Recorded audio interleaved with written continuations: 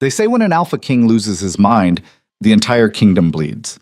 Tonight, in Blackmore Ridge, that bleeding was about to begin, or end forever.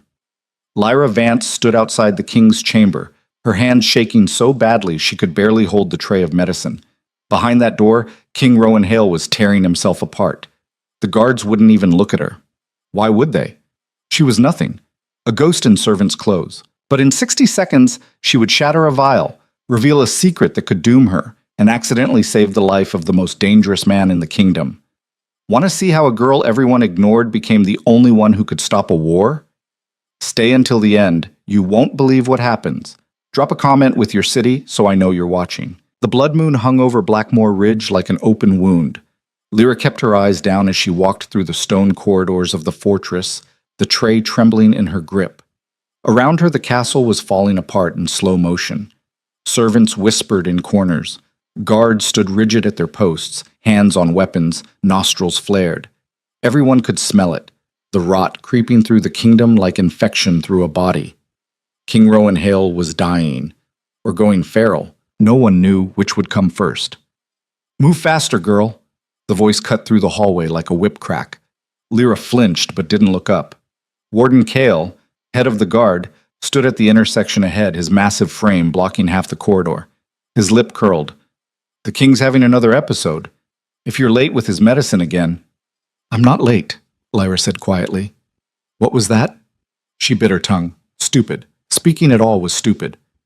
"Nothing, sir. I'm going now." Kale stepped aside, but she felt his eyes on her back as she passed, felt his disgust like heat against her skin. To him, she was worse than nothing. She was broken. In a world where everyone had a scent, a presence, an essence that marked their place in the hierarchy, Lyra had none. She didn't register, didn't exist on the most basic level that mattered here. Some called it a blessing. Most called it a curse. Lyra called it survival. The king's wing of the fortress was separated from the rest by 3 locked gates and a standing order. No one enters without clearance. No one leaves without reporting. The guards at each checkpoint barely glanced at her. They knew her face, the invisible girl who brought medicine and took away soiled sheets, the girl who didn't matter. The final door loomed ahead, carved from ironwood and reinforced with steel. From behind it came sounds that made Lyra's stomach twist. Growling, crashing, a howl that sounded more animal than man. The guard stationed outside looked like he wanted to be anywhere else. "He's bad tonight, I know." Threw his last healer through a window. "I heard." The guard studied her with something between pity and contempt. "You got about 5 minutes before he shifts completely. After that," he shrugged. "Not my problem." He unlocked the door. The sounds from inside got louder. Lyra stepped through. The chamber was a disaster. Furniture overturned. Curtains torn down. Claw marks gouged deep into the stone walls. And in the center of it all, King Rowan Hale knelt on the floor, doubled over, shaking so hard his whole body seemed to blur. He'd been handsome once. Lyra had seen the portraits, broad-shouldered and sharp-eyed, with the kind of face that made people either want to follow him into battle or run the other way. Now his hair was matted with sweat, his skin too pale, veins standing out black beneath the surface like cracks in marble. His hands, when she could see them, were shifting, fingers elongating into claws, then snapping back to human, over and over. "Your Majesty." Her voice came out steadier than she felt. "I have your medicine." He didn't respond, didn't even seem to hear her. Lyra moved carefully around the debris, heading for the small table near the window, the only piece of furniture still standing. She set the tray down and began preparing the mixture. Silver petal extract, wolfsbane tincture, 3 drops of moon water. The same useless combination they'd been giving him for months. It didn't work. Everyone knew it didn't work. But it was all they had. Behind her, Rowan's breathing turned ragged. "Get out." She didn't turn around. I said get out." His voice fractured halfway through, splitting into something that was half human, half growl. I can't hold it. Just let me give you Are you deaf or suicidal?" He lurched to his feet and Lyra heard the sickening pop of joints rearranging. "I will rip you apart. I won't even know I'm doing it. Leave!" Lyra's hands moved faster, measuring, mixing. "The dosage is different tonight," Lady Morwen said. Lady Morwen is a vulture waiting for me to die so she can pick my bones clean. Another crack. Another growl. Everyone in this cursed castle is waiting, watching. The moment I lose control completely, they'll put me down like a rabid dog and divide my kingdom among themselves. Then don't lose control. The words were out before Lyra could stop them.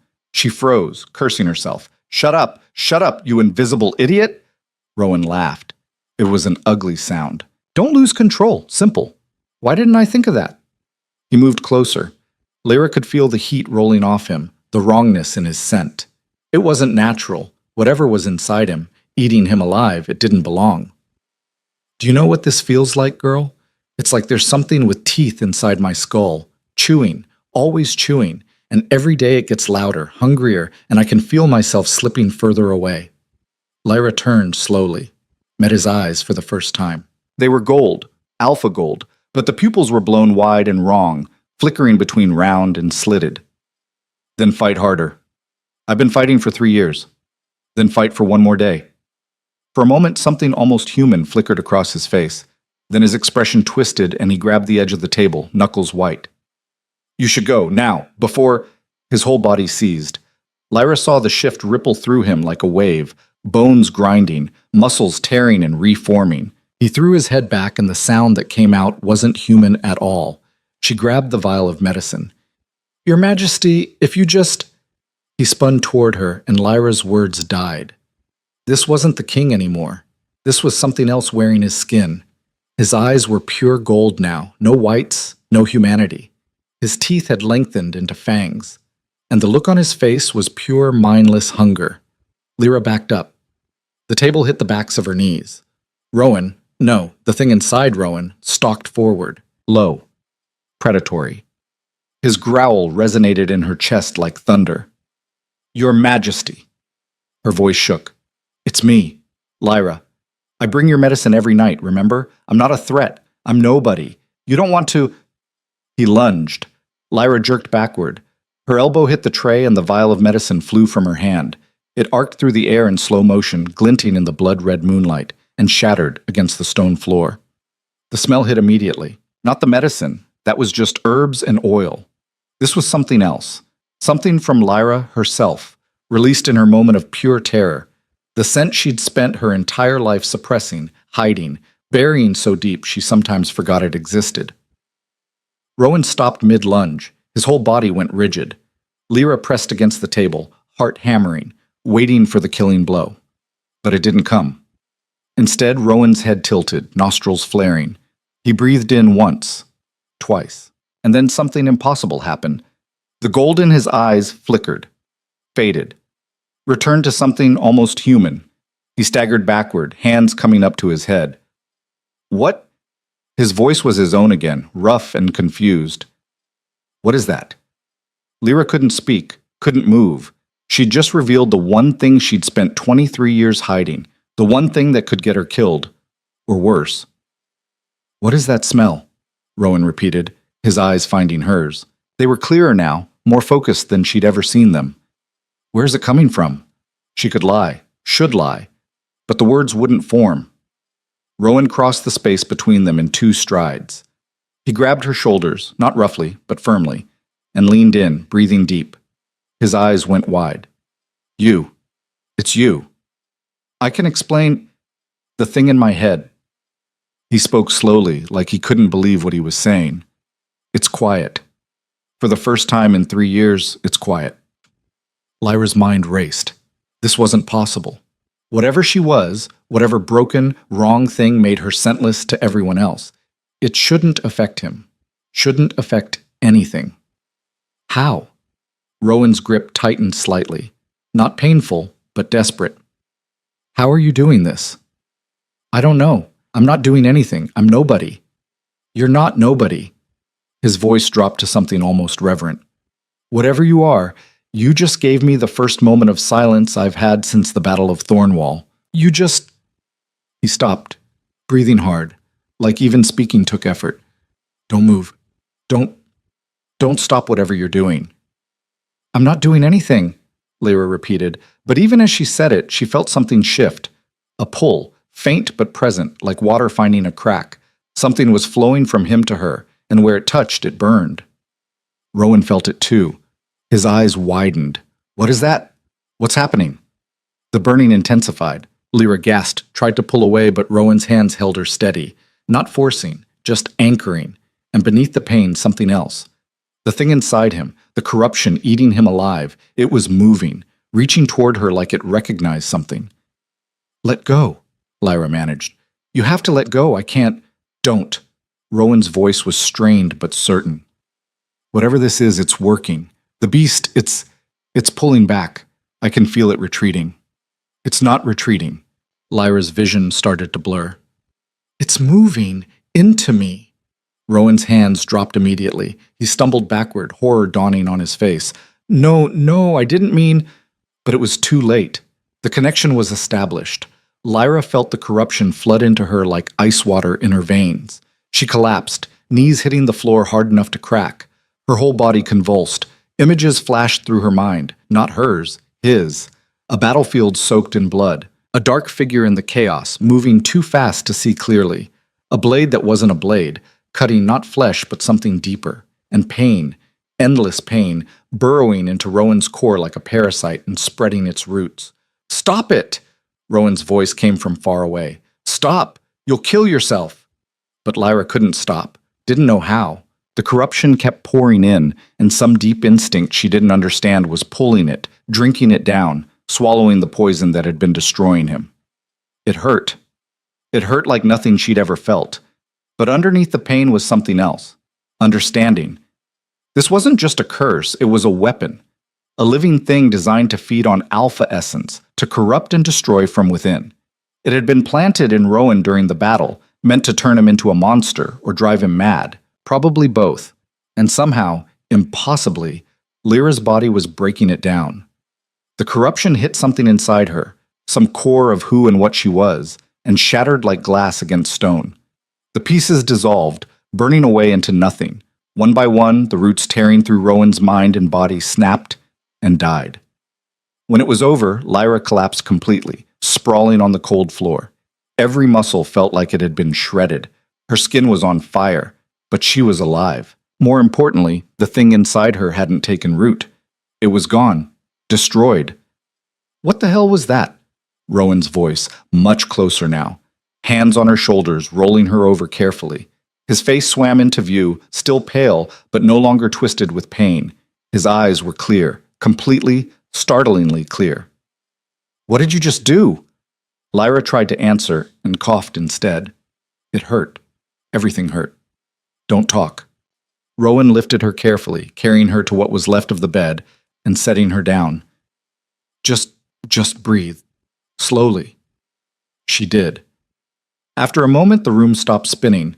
Rowan sat beside her, staring at his own hands like he'd never seen them before. Slowly, deliberately, he tried to shift. His fingers flickered, just for a second, and then stopped. He tried again. Nothing. Full control. I don't understand, he said quietly. I haven't had this kind of control in years. The beast is still there, but it's... He trailed off, searching for words. It's mine again, like it used to be, before the corruption. Lyra's throat felt raw, but she managed to speak. It's not completely gone. I could only take a piece. The roots nearest the surface. There's still something deeper. But the rage, the loss of control. Rowan looked at her. It's gone, isn't it? She nodded slowly. For now. For now is more than I've had. He ran a hand through his sweat-soaked hair. Who are you, really? Nobody, I told you. Nobody doesn't do what you just did. His voice hardened slightly. I've had healers, shamans, witches, the finest physicians in 5 kingdoms. None of them could even touch this thing, and you pulled it out of me. So I'll ask again. Who are you? Lyra pushed herself up to sitting, ignoring the protests from her body. My name is Lyra Vance. I'm a servant. I've worked in this castle for 4 years. Before that, I was nobody anywhere else. She met his eyes. I don't know what I did. I don't know how I did it, but I'm not special. I'm broken. Broken how? She hesitated.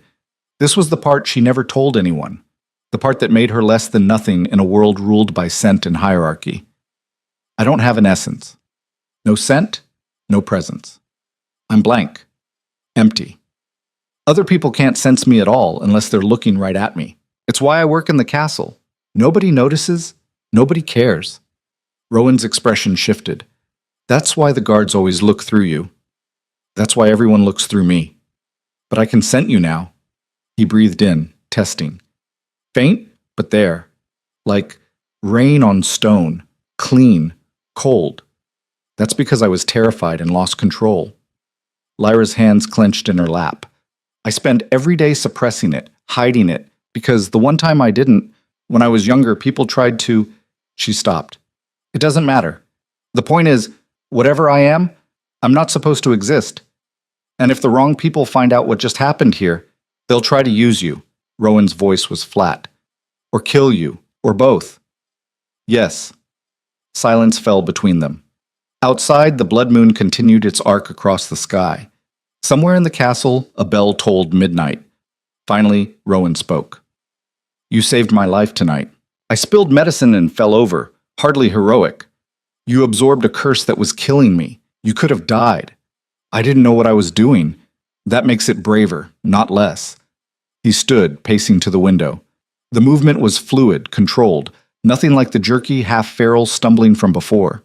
I can think clearly for the first time in 3 years, Lyra Vance. Do you understand what that means? I can plan. I can rule. I can be something other than a monster waiting to snap. That's good, Lyra said carefully. But no one can know why. No one can know about me. Rowan turned. Too late. What? The guards heard the commotion. They'll report it. And when I don't tear you limb from limb, when I walk out of this room in control of myself for the first time in months, people will ask questions. His jaw set. This castle is full of vultures, Lyra. They've been waiting for me to die so they can fight over the scraps. The moment they sense any change, any weakness they can exploit, they'll strike. Lyra's blood ran cold. Then I'll leave. Tonight.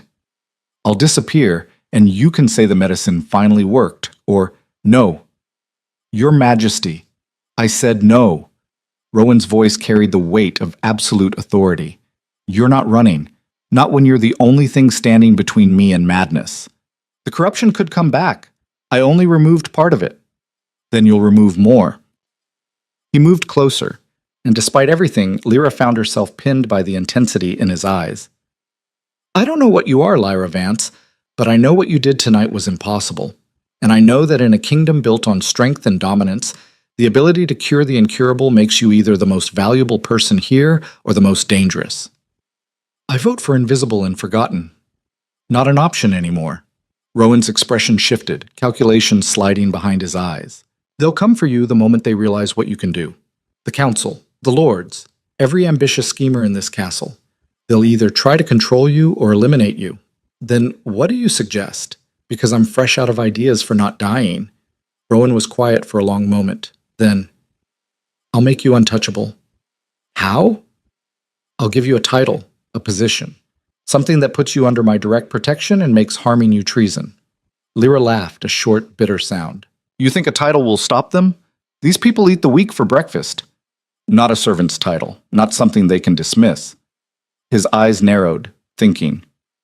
A healer, my personal healer, appointed by royal decree, answerable only to me. I'm not a healer. You healed me. I absorbed some kind of demonic corruption by accident. That's not the same as knowing medicine. It's close enough. Rowan's voice dropped. Look, I'm not asking. I'm telling you how this is going to work. Come dawn, I'm walking out of this room in full control of my faculties for the first time in years. That alone will cause a panic among certain parties who were counting on my imminent demise.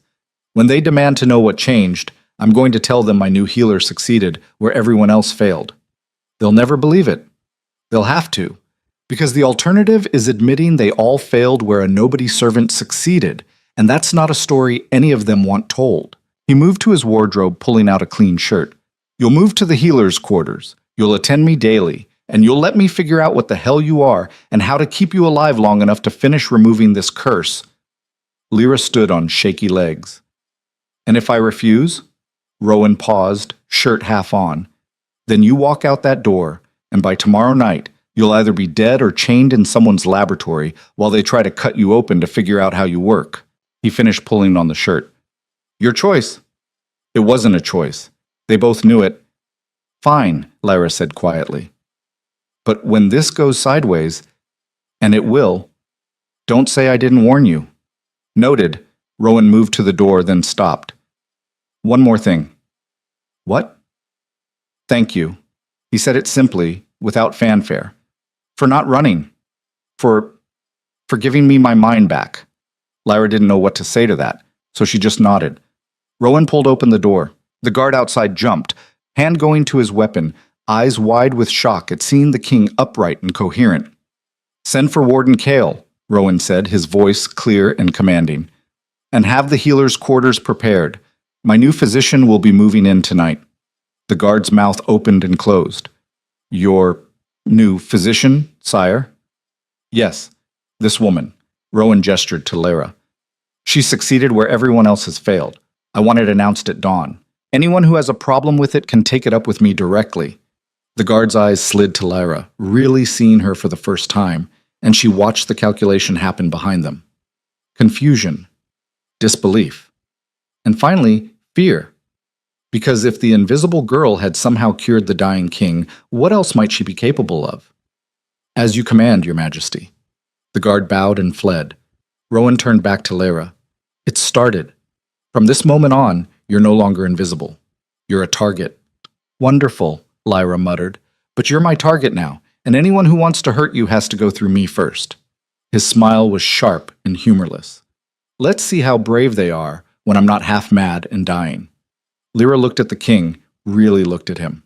At the clarity in his eyes, the strength returning to his frame, the absolute certainty in his voice. He'd been a dying man 20 minutes ago. Now he looked like he could tear the castle apart with his bare hands if he wanted to. And she'd done that. Somehow, impossibly, she'd done that. This is going to be a disaster, she said. Probably, Rowan agreed. But at least it'll be an interesting one. Outside, the blood moon finally began to set. And in the castle of Blackmoor Ridge, where power was everything and weakness meant death, the invisible girl had just stepped into the light. The kingdom would never be the same. The healer's quarters smelled like dried herbs and old blood. Lyra stood in the doorway, taking in the room that was apparently hers now. It was 10 times larger than the servant's closet she'd called home for 4 years. A real bed with actual blankets. A desk. Shelves lined with glass bottles and leather-bound books she couldn't read. A window that overlooked the inner courtyard instead of a brick wall. It felt like a trap. Not what you expected? Warden Kale's voice came from behind her, dripping with suspicion. Lyra didn't turn around. It's fine. Fine. Kale moved into the room, his massive frame making the space feel smaller. You go from emptying chamber pots to sleeping in the royal wing, and all you have to say is, it's fine? What do you want me to say? I want you to tell me what really happened in that room. He circled her slowly, like a predator sizing up prey. The king's been dying for 3 years. Every healer, every physician, every witch and shaman in 5 kingdoms has tried and failed. Then you walk in, a nothing servant girl who can't even register on a basic scent sweep, and suddenly he's cured? Lyra met his eyes. I got lucky. Luck. Kale's laugh was harsh. You know what I think? I think you're running some kind of game. I think you slipped him something, got him dependent, and now you're worming your way into power. Then report me. Oh, I will. But first I want to know what your angle is. I don't have an angle. Lyra's voice stayed level despite her racing heart. The king appointed me. If you have a problem with that, take it up with him. Kale's hand shot out, grabbing her arm hard enough to bruise.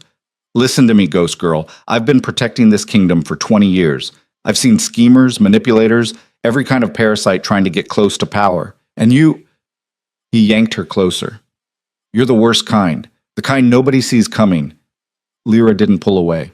Didn't struggle. She just looked at his hand on her arm, then back at his face. You're hurting me. I'll do worse if you... Is there a problem here? Both of them turned. Rowan stood in the doorway, dressed in formal council attire, looking more alert and dangerous than Lyra had ever seen him. His eyes locked on Kale's hand, still gripping her arm. Kale released her immediately. Your Majesty, I was just assaulting my physician? Rowan's voice was silk over steel. That's what it looked like from here. I was questioning her credentials, sire. It's my job to protect you from potential threats. And it's my job to decide who's a threat and who isn't. Rowan moved into the room, and Kale actually took a step back. Lyra Vance succeeded where everyone else failed. That makes her valuable. Touching her without permission makes you expendable. Are we clear? The temperature in the room dropped 10 degrees. Crystal, Your Majesty. Kale's jaw was tight enough to crack teeth. Good. Then get out. Kale left, but not before shooting Lyra a look that promised this wasn't over. When the door closed, Rowan turned to her. You all right? I'm fine. Lyra rubbed her arm where Kale had grabbed her. It would bruise. He's not wrong, you know. Nobody's going to believe this. They don't have to believe it. They just have to obey. Rowan moved to the window, looking out over the courtyard. The council's convening in an hour. I'm announcing your appointment officially. It's going to be ugly. Can't wait. You don't have to come. If I don't show up, it looks like I'm hiding. Or worse, like you're hiding me. Lyra straightened her shoulders. I'm coming. Rowan studied her for a long moment. You're braver than you think. I'm terrified. Same thing sometimes. He headed for the door, then paused. One more thing. Don't drink or eat anything that doesn't come directly from the royal kitchen. Don't accept gifts. Don't go anywhere alone. And if anyone tries to get you alone for a private conversation, refuse. You're really selling this new job. I'm keeping you alive. His expression darkened. The people in this castle are vipers, Lyra. The only reason they haven't struck yet is because they're still trying to figure out what you are and how much of a threat you pose. Once they decide, I'm dead. Unless I can convince them you're under my protection, and that attacking you means attacking me. He met her eyes. Stay close. Stay visible. And whatever happens in that council chamber, don't back down. They'll eat you alive if they sense weakness. Then he was gone, leaving Lyra alone in a room that felt less like a gift and more like a gilded cage. The council chamber was everything Lyra had imagined, and worse. Circular, built from black stone, with narrow windows that let in just enough light to see faces, but not enough to feel warm. The council table dominated the center, massive, scarred from decades of fists pounding on it during arguments. Around it sat the 7 most powerful people in Blackmore Ridge, and every single one of them was staring at Lyra like she was a bug that had wandered in from the cold. Rowan sat at the head of the table, looking every inch the king. Clean-shaven, clear-eyed, radiating the kind of controlled power that made people think twice before crossing him. We'll begin. Lady Morwen spoke first. She was sharp-featured and sharp-voiced, the kind of woman who smiled with her mouth but not her eyes. Your Majesty, forgive my confusion, but I was under the impression this council was convened to discuss the grain shortage in the Northern Territories, not to introduce new staff. Plans change. Rowan's voice was mild, but there was steel underneath. As you can all see, my condition has improved significantly. I felt it appropriate to share the reason why. Lord Vex, the Master of Coin, leaned forward. He was old, wiry, with eyes that calculated the value of everything they saw. We heard rumors, something about a new healer. Not rumors. Fact. Rowan gestured to Lyra. This is Lyra Vance. She's succeeded where every other physician has failed. As of today, she's my personal healer, answerable only to me. The silence that followed was deafening. Then everyone started talking at once. This is absurd. Never even heard of her. What credentials could she possibly insult to every trained physician in the kingdom? Rowan's hand came down on the table. Not hard, but the sound cut through the noise like a blade. I'm not asking for approval. I'm informing you of a decision I've already made. Lady Morwen's smile didn't waver. Of course, Your Majesty, but surely you understand our concern. This girl appears from nowhere with no training, no background, no... She paused delicately. No presence at all. And suddenly she's cured a condition that has baffled the finest minds in 5 kingdoms? It seems improbable. Improbable things happen every day. Rowan's gaze swept the table. Or are you suggesting I'm lying about my own recovery? Not at all, Morwen said smoothly. I'm simply suggesting we investigate how this miraculous cure came about. For your safety, of course. Lyra felt the trap closing. They wanted her isolated, examined, pulled apart to see how she worked. And once they knew, the methodology is simple, Lyra heard herself say. Every head turned toward her. Everyone else was trying to fight the corruption directly. I approached it differently. Lord Vex's eyes narrowed. How? By starving it. The lie came easily, built from fragments of truth. The corruption feeds on alpha essence, strong emotions, aggression, dominance. It uses those things as fuel.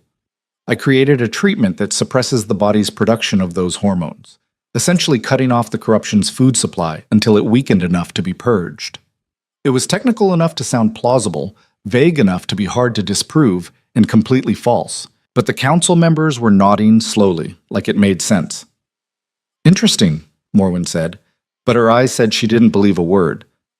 And where did you learn this technique? I read a lot. You read. Morwen's smile sharpened. A servant girl, with access to advanced medical texts. The castle library is open to everyone. The medical section requires special permission. Then I must have had permission. From whom? Does it matter? Rowan's voice cut across the exchange. She cured me. That's what matters. Unless you'd prefer I went back to slowly losing my mind? Lord Garrett, the Master of War, spoke up. He was a scarred, brutal-looking man who'd earned his position through combat. No one's saying that, Your Majesty, but Lady Morwen raises valid concerns. If this girl has discovered something revolutionary, we need to understand it. For the good of the kingdom. The good of the kingdom, Lyra repeated.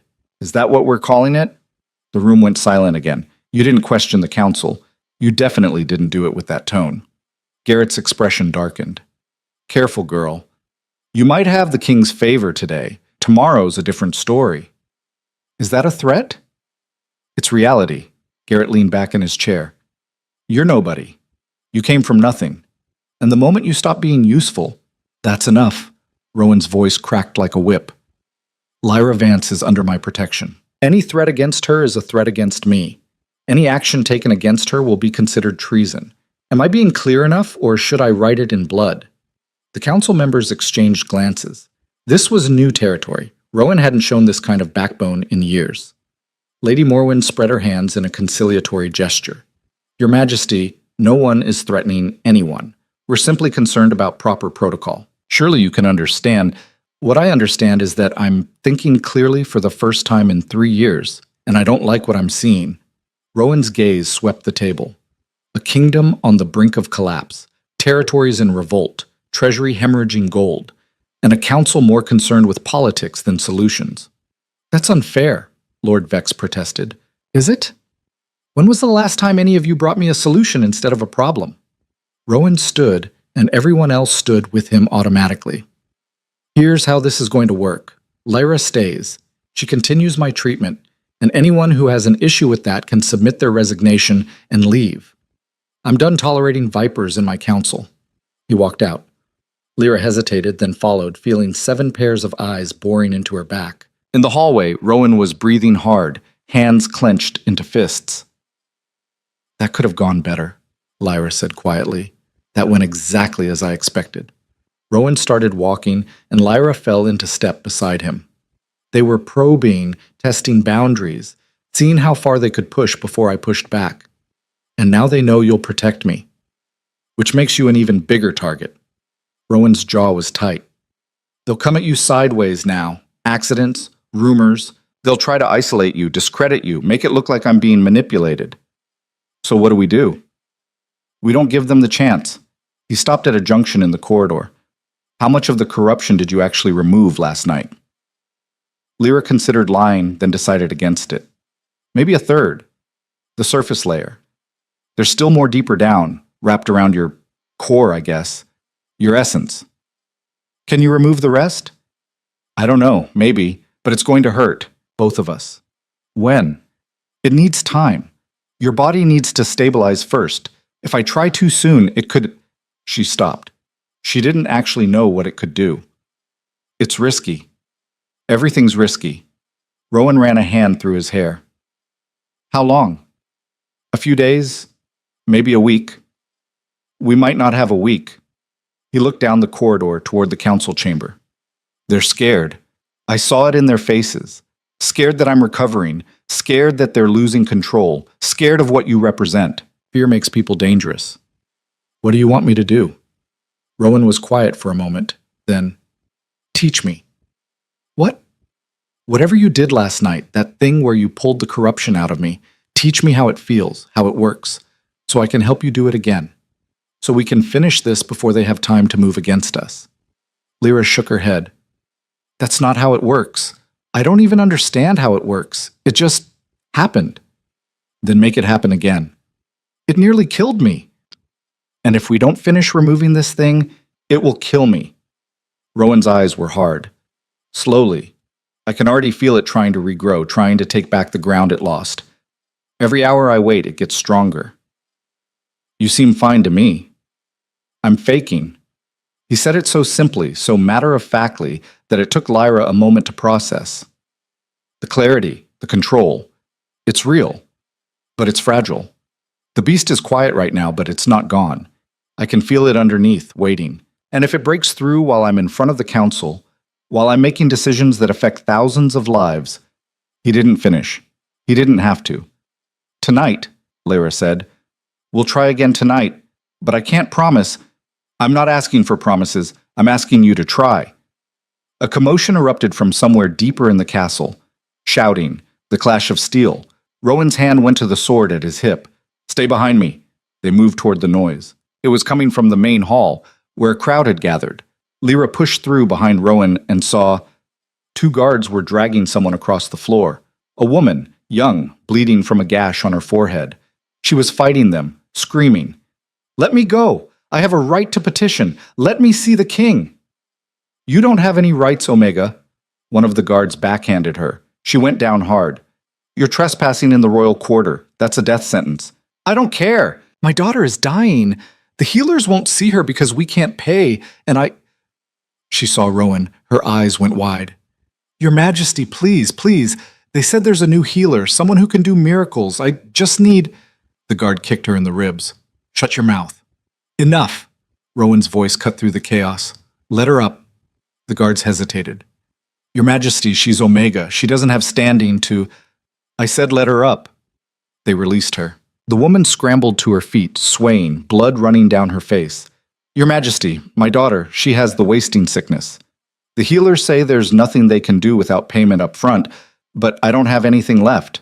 We've sold everything. I heard about the new healer, and I thought, you thought you'd break into the royal quarter and demand a miracle?" Warden Kale appeared from the crowd. "That's not how this works." "I know." The woman's voice broke. "I know, but she's 7 years old and she's dying, and I don't know what else to do." Lyra felt something twist in her chest. She knew that desperation, had lived with it every day of her life. "The law is clear," Kale continued. "Omegas don't have access to royal resources unless specifically granted by the council. And the council has been very clear about not wasting those resources on people like us." The woman's laugh was bitter. "On the weak, the powerless, the ones who don't matter. Rules exist for a reason. Rules exist to keep people in their place." The woman looked at Rowan. "Your Majesty, please, I'm not asking for money or land or power. I'm just asking you to let your healer look at my daughter. Just look. If there's nothing to be done, fine. But please, don't let her die without trying." The crowd had gone silent.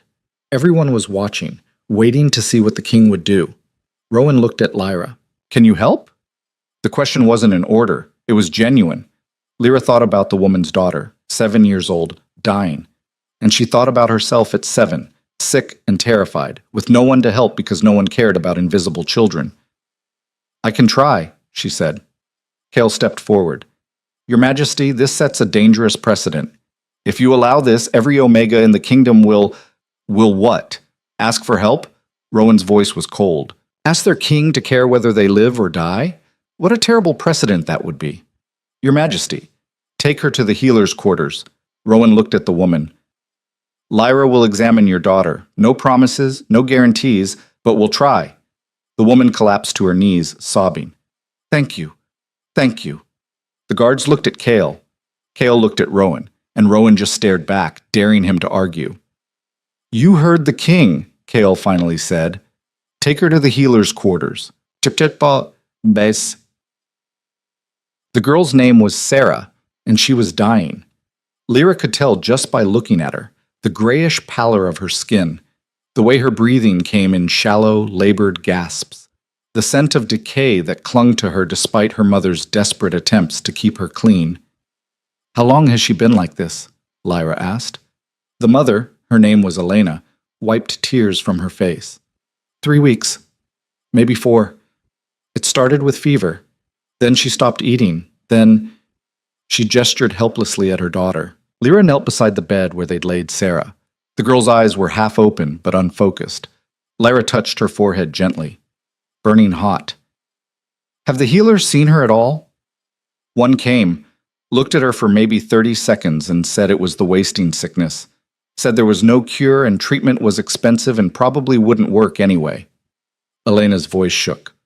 Said it would be kinder to let her go peacefully. Lyra's jaw clenched. She'd heard that before. Kinder to let them go. Translation, not worth the resources. She rolled up her sleeves. I need everyone out, including you. Elena's eyes widened. But if I'm going to help her, I need to concentrate. I can't do that with people watching. What are you going to do? Lyra didn't answer, didn't know how to answer, because the truth was, she had no idea if what worked on Rowan would work on a dying child. The corruption in him had been a foreign thing, a parasite. This was different. This was the girl's own body failing, but she had to try. Elena left reluctantly. Rowan positioned himself outside the door, making sure no one entered. And Lyra was alone with Sarah. She took a deep breath, closed her eyes, and let herself do what she'd spent 23 years suppressing. She let her essence emerge. It came slowly at first, like water seeping through cracks, that clean, cold scent that Rowan had noticed. But as it grew stronger, Lyra felt something else beneath it, not emptiness, not nothing. Something old, something that had been waiting. She placed her hands on Sarah's chest and reached. It wasn't like with Rowan. There was no corruption to grab, no foreign invader to pull out. Instead, Lyra found herself sinking into the girl's essence, feeling the shape of her life force, seeing where it had frayed and torn. The wasting sickness wasn't a sickness at all. It was collapse. The girl's essence was eating itself, consuming its own energy because there wasn't enough coming in. Starvation on a fundamental level. Lyra had never done anything like this before, had no training, no technique, but some deep instinct guided her hands. She poured. Not corruption this time, but something else. Some reserve of energy she didn't know she had, flowing from her into the dying girl like water into dry earth. It hurt differently than absorbing Rowan's curse. Not sharp and violent, but deep and draining, like bleeding out slowly. Sarah's breathing changed, deepened. Her color shifted from gray to pale pink. Lyra kept pouring, even as her own vision started to blur, even as her hands started to shake. She poured until there was nothing left to give, and then she pulled back, gasping. Sarah's eyes fluttered open, actually opened, focused, aware. Mama? Her voice was a whisper. The door burst open. Elena rushed in, saw her daughter awake and alert, and fell to her knees beside the bed, sobbing. Rowan appeared in the doorway. Is she? She'll live. Lyra's voice came from very far away. But she needs food, real food, meat, if you can get it, and rest. Lots of rest. You're bleeding. Rowan moved toward her. Lyra looked down. There was blood running from her nose. When had that started? I'm fine. You're not fine. The floor tilted. Lyra's legs gave out. Rowan caught her before she hit the ground. Get the physician. He snapped at someone. The real one. Now. I'm fine, Lyra repeated, but the words slurred together. You're an idiot is what you are. Rowan lifted her easily, carrying her toward her own bed. You almost killed yourself. She's 7. So? So she deserved a chance. Rowan set her down carefully. And you? Don't you deserve a chance? Lyra's eyes were closing despite her best efforts. Nobody. Doesn't matter. It matters to me. But Lyra was already gone, falling into darkness that felt less like sleep and more like drowning. When she woke, it was dark outside. A candle burned on the bedside table, and Rowan sat in a chair beside her bed, watching. How long? Her voice was rough. 6 hours. He leaned forward. The physician says you suffered severe essence depletion. Said you're lucky to be alive. Did Sarah? She's eating. Her mother's with her. They're both crying happy tears and praising your name like you're some kind of saint. His expression was unreadable. What you did was reckless. I know. And dangerous. I know. And if you ever do it again without telling me first, I'll lock you in this room and throw away the key. Lyra managed a weak smile. Noted. Rowan ran a hand over his face. You can't save everyone, Lyra. I can try. And what happens when you kill yourself trying? What happens to me then? To the kingdom? You'll survive. You always do. That's not... He stopped, jaw working. You're not expendable. I need you to understand that. You're not some tool to be used up and thrown away. That's all I've ever been. Not anymore. His voice was fierce. Not to me. Lyra didn't know what to say to that, so she changed the subject. What's the damage, politically? Rowan's expression darkened. Elena's spreading the story. By morning, half the kingdom will know you saved her daughter. The council's going to lose their minds. Because I helped an Omega? Because you proved you can do more than just cure me. You can heal the dying. Do you understand what that means? Every sick person, every injured soldier, every desperate parent, they're all going to want access to you. And the council, he trailed off, will see me as an even bigger threat. Yes. Lyra pushed herself up to sitting, ignoring the way the room spun. Then we finish this, tonight. We remove the rest of the corruption before they have time to move against us. You can barely sit up. I can sit up fine. She swung her legs over the side of the bed, immediately regretted it. Okay, sitting up is harder than I thought, but I can still... No. Rowan's voice was flat. You're not touching that corruption again until you've recovered. That's not a request. And what if we don't have time? What if... A bell started ringing, not the normal castle bells. This was different, deeper, more urgent. Rowan was on his feet instantly. That's the alarm. Something's wrong. He moved to the window. Lyra forced herself to stand, joining him. Below, in the courtyard, chaos had erupted. Guards running, people shouting, and smoke. Black smoke rising from somewhere in the lower city. What's happening? Lyra asked. Rowan's face had gone stone cold. They're rioting. What? Why? Because word got out that I allowed an Omega into the royal quarter, that I let you treat her daughter. His hands clenched on the windowsill. The alphas in the lower city see it as weakness, as the hierarchy collapsing. They're burning Omega homes, dragging people into the streets.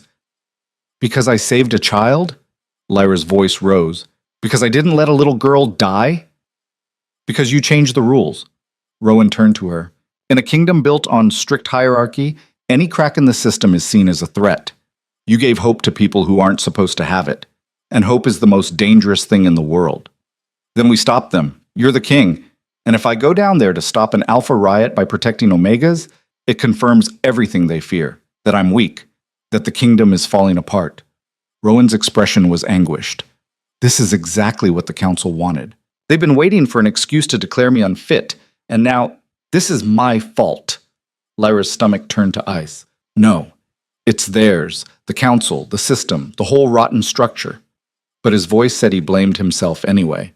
Below, the fires were spreading, and Lyra realized with horrible clarity that her choice to save one life might have just condemned dozens more. The fires burned through the night. Lyra stood at the window, watching orange flames devour the lower city, while Rowan paced behind her like a caged animal. Every few minutes, a runner would arrive with updates, each one worse than the last. 12 Omega homes destroyed, 23 dead, 50 more missing, and it was her fault. Stop it, Rowan said without looking at her. Stop what? Blaming yourself. I can smell it on you. Lyra turned from the window. How can I not? I saved one girl and condemned... You didn't condemn anyone. The alphas rioting down there did. The system that taught them Omegas are disposable did, not you. But his voice was tight, and she could see the lie in his eyes. He blamed himself, too. Another runner arrived, this one bleeding from a gash across his cheek. Your Majesty, the council is demanding your presence. They've called an emergency session. Of course they have, Rowan's jaw clenched. Tell them I'll be there shortly. The runner hesitated. They said immediately, sire. They said if you don't come now, they'll be forced to invoke Article 7. Lyra saw Rowan go very still. They said that? Those exact words? Yes, Your Majesty. Get out! The runner fled. Lyra waited until the door closed. What's Article 7? It's a provision in the kingdom's charter. If the ruling monarch is deemed mentally unfit or incapable of maintaining order, the council can remove them from power. Rowan's voice was flat. They've been waiting for an excuse. Now they have one. The riots started less than an hour after I allowed an Omega into the royal quarter. They'll say it proves I'm making irrational decisions, that the corruption has affected my judgment, that I'm a danger to the kingdom's stability. But you're not. You're clearer now than you've been in years. They don't care about the truth. Rowan moved to his wardrobe, pulling out his formal council robes. They care about power, and right now I'm vulnerable. So what do we do? We? He looked at her sharply. You stay here, out of sight. This is about to get very ugly, and I won't have you— No. Lyra's voice was harder than she'd ever heard it. I'm not hiding while you face them alone. If they're coming after you because of me, then I should be there. Lyra, you said yourself I'm not expendable. You said I matter. She met his eyes. Then let me matter. Let me stand with you. Rowan stared at her for a long moment. Then something shifted in his expression, a kind of resigned acceptance. You're going to get yourself killed. Probably. And there's nothing I can say to change your mind? Nothing. He almost smiled. Almost. Then we go together. But you stay behind Ma, and if I tell you to run, you run. Understood? Understood. They left the healers' quarters side by side. The corridors were packed with guards, servants, nobles, everyone drawn by the smell of blood and power shifting. Lyra felt their eyes on her, felt their judgment, their fear, their hate. The invisible girl wasn't invisible anymore. The council chamber was already full when they arrived. All 7 council members present, along with what looked like half the noble families in Blackmoor Ridge. Lady Morwen sat at the center, her expression serene. Too serene. Your Majesty, she said as Rowan entered, thank you for joining us. We weren't sure you'd come. Where else would I be? Rowan took his seat at the head of the table. Lyra stood behind him, painfully aware that she was the only person in the room without a title or a right to be there. Dealing with the crisis in the lower city, perhaps? Lord Vex's voice was sharp. The riots continue to spread. We've lost control of 3 districts. I'm aware. Are you? Lady Morwen leaned forward. Because from where we sit, Your Majesty, it appears you've been more concerned with protecting your pet healer than protecting your people. The room went silent. Rowan's voice dropped to something dangerous. Choose your next words very carefully, Morwen. I'm simply stating facts. She spread her hands. You allowed an Omega into the royal quarter. You elevated a nobody's servant to a position of power without consultation. You've made decisions that have directly led to the worst civil unrest this kingdom has seen in decades.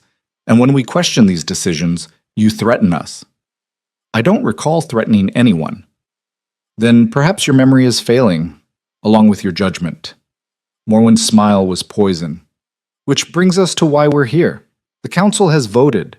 We're invoking Article 7. The room exploded into noise. Nobles shouting, guards shifting nervously, council members arguing over each other. Rowan sat perfectly still, his face carved from stone. Finally, he raised a hand. Silence fell. On what grounds? Mental instability caused by the corruption. Lord Garrett stood, reading from a scroll. Irrational decision-making, inability to maintain order, threatening council members who question your authority. All evidence of a mind compromised beyond repair. I see. Rowan's voice was eerily calm. And you have proof of this mental instability? The riots are proof enough. You made a decision that any rational king would have known would destabilize the kingdom. You chose personal whim over the good of your people. Garrett's eyes flicked to Lyra.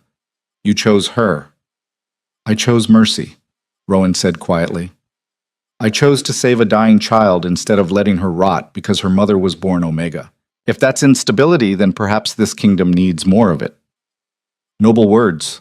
Lady Morwen stood as well. But words don't rebuild burned homes. Words don't bring back the dead. Your mercy, as you call it, cost dozens of lives tonight. How many more will it cost tomorrow? Next week? The deaths are on the rioters' hands, not mine. The deaths are on whoever created the conditions for the riots, which, in this case, is you. Morwen looked around the room. We have a duty to protect this kingdom, Your Majesty, even from you, if necessary. Lyra felt something cold settle in her stomach. This wasn't a debate. It was an execution. They'd already decided. What are you proposing? Rowan asked, though Lyra could tell he already knew. Step down voluntarily, abdicate in favor of a regency council until a proper heir can be determined. We'll say you're retiring to focus on your health. You'll be well cared for, comfortable, just removed from power. And if I refuse, then we'll be forced to declare you unfit and remove you by force. Morwen's voice softened, almost sympathetic. Please don't make this harder than it needs to be. You've served this kingdom well, but your time is over. Rowan stood slowly. Every eye in the room followed him. No. Morwen blinked. I'm sorry? I said no. I won't abdicate. I won't step aside. And I won't let a council of power-hungry vultures tear this kingdom apart because you're scared of change. His voice carried to every corner of the chamber. I am your king. I was chosen by blood and by trial, and you don't have the authority to remove me. We have Article 7, which requires proof of mental unfitness, proof beyond speculation, beyond political maneuvering. Rowan's smile was sharp. Do you have such proof, Morwen? Can you demonstrate beyond doubt that I'm incapable of ruling? The silence that followed was heavy. Then Lord Garrett spoke. There is a way. Everyone turned to look at him. The blood trial, Garrett continued. An ancient rite. If there's question about a ruler's fitness, they can prove themselves through trial by combat. The king against a champion of the council's choosing. If the king wins, all questions are settled. If he loses. The blood trial hasn't been invoked in over a century, Lord Vex protested, but it's still law. Garrett looked at Rowan. What do you say, Your Majesty? Are you willing to prove your fitness in the old way? Lyra saw the trap immediately. Rowan had been recovering, yes, but he was still weakened, still carrying 2/3 of a deadly corruption inside him. In a fair fight, he might manage, but this wouldn't be a fair fight. The council would choose a champion designed to destroy him. Don't, Lyra said quietly, just to him. It's suicide. Rowan didn't turn around. If I refuse, they'll remove me anyway, and you with me. If you die, I'm dead anyway. Not if I make provisions. I can protect you before. I don't want your protection if you're not here. The words came out fiercer than she intended. We fix this together or not at all. Something passed across Rowan's face. Then he turned back to the council. I accept. The blood trial. 3 days from now, in the arena. Murmurs rippled through the room. Lady Morwen's expression flickered, surprise, then satisfaction. She'd expected him to refuse. Very well, she said, but 3 days. The council will choose our champion and make the arrangements. In the meantime, you're confined to the royal quarter. For your safety, of course. Of course. And the girl stays with you. We wouldn't want her interfering. Lyra felt the weight of that statement. They were locking her away too. Making sure she couldn't prepare him, couldn't help him, couldn't give him any advantage. One condition, Rowan said. Morwen's eyebrow raised. You're not in a position to make conditions, Your Majesty. If I win the trial, the council formally recognizes Lyra Vance as my personal healer with full royal protection. No more questions, no more challenges. And you stop the persecution of Omegas in the lower city. And if you lose? Then it won't matter, will it? Morwen smiled. Agreed. 3 days, Your Majesty. We'll see if your confidence is justified. The council filed out, taking the nobles with them. Soon it was just Rowan and Lyra standing in the empty chamber. That was stupid, Lyra said. Probably. They're going to choose someone who'll kill you. Definitely. And you did it anyway. I had to. Rowan turned to her. The moment I showed weakness, the moment I backed down, I lost. At least this way, I have a chance. A chance to die in public instead of in private. Great plan. Do you have a better one? Lyra opened her mouth, closed it. She didn't have a better plan. She didn't have any plan except the gnawing certainty that in 3 days Rowan was going to die, and it would be because of her. Guards appeared to escort them back to the royal quarter. Not their usual guards, new ones, handpicked by the council. Lyra recognized the looks on their faces. They weren't protecting Rowan. They were containing him. The walk back was silent. When they reached Rowan's chambers, the guards took up positions outside, locked the door. They were prisoners now, in all but name. Rowan poured himself a drink, drained it, poured another. "We have 3 days," Lyra said. "We can use that time. Remove the rest of the corruption. Get you back to full strength." "We can't." "Why not?" "Because if I suddenly recover completely right before the trial, the council will know you did something. They'll claim interference, invalidate the whole thing, and we'll be right back where we started. Except worse, because then they'll know for certain what you can do." Lyra's hands clenched into fists. "So you're just going to walk into that arena half corrupted and hope for the best?" "I'm going to fight with everything I have and hope it's enough." "It won't be." "Then at least I'll die standing." He met her eyes. "I've been dying slowly for 3 years, Lyra. At least this way it means something." "It doesn't have to mean anything if you don't die at all." "What do you want me to do?" His voice rose. "Run, hide, beg them for mercy they won't give? I'm the king of Blackmoor Ridge. My father died in battle. His father before him. If this is how my story ends, then so be it." "That's the stupidest thing I've ever heard." "You got a better ending in mind?"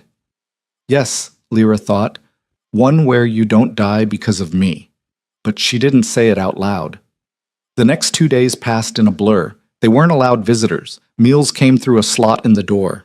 Guards rotated in shifts, never the same ones twice. The council was making sure they stayed isolated, cut off from any allies or resources.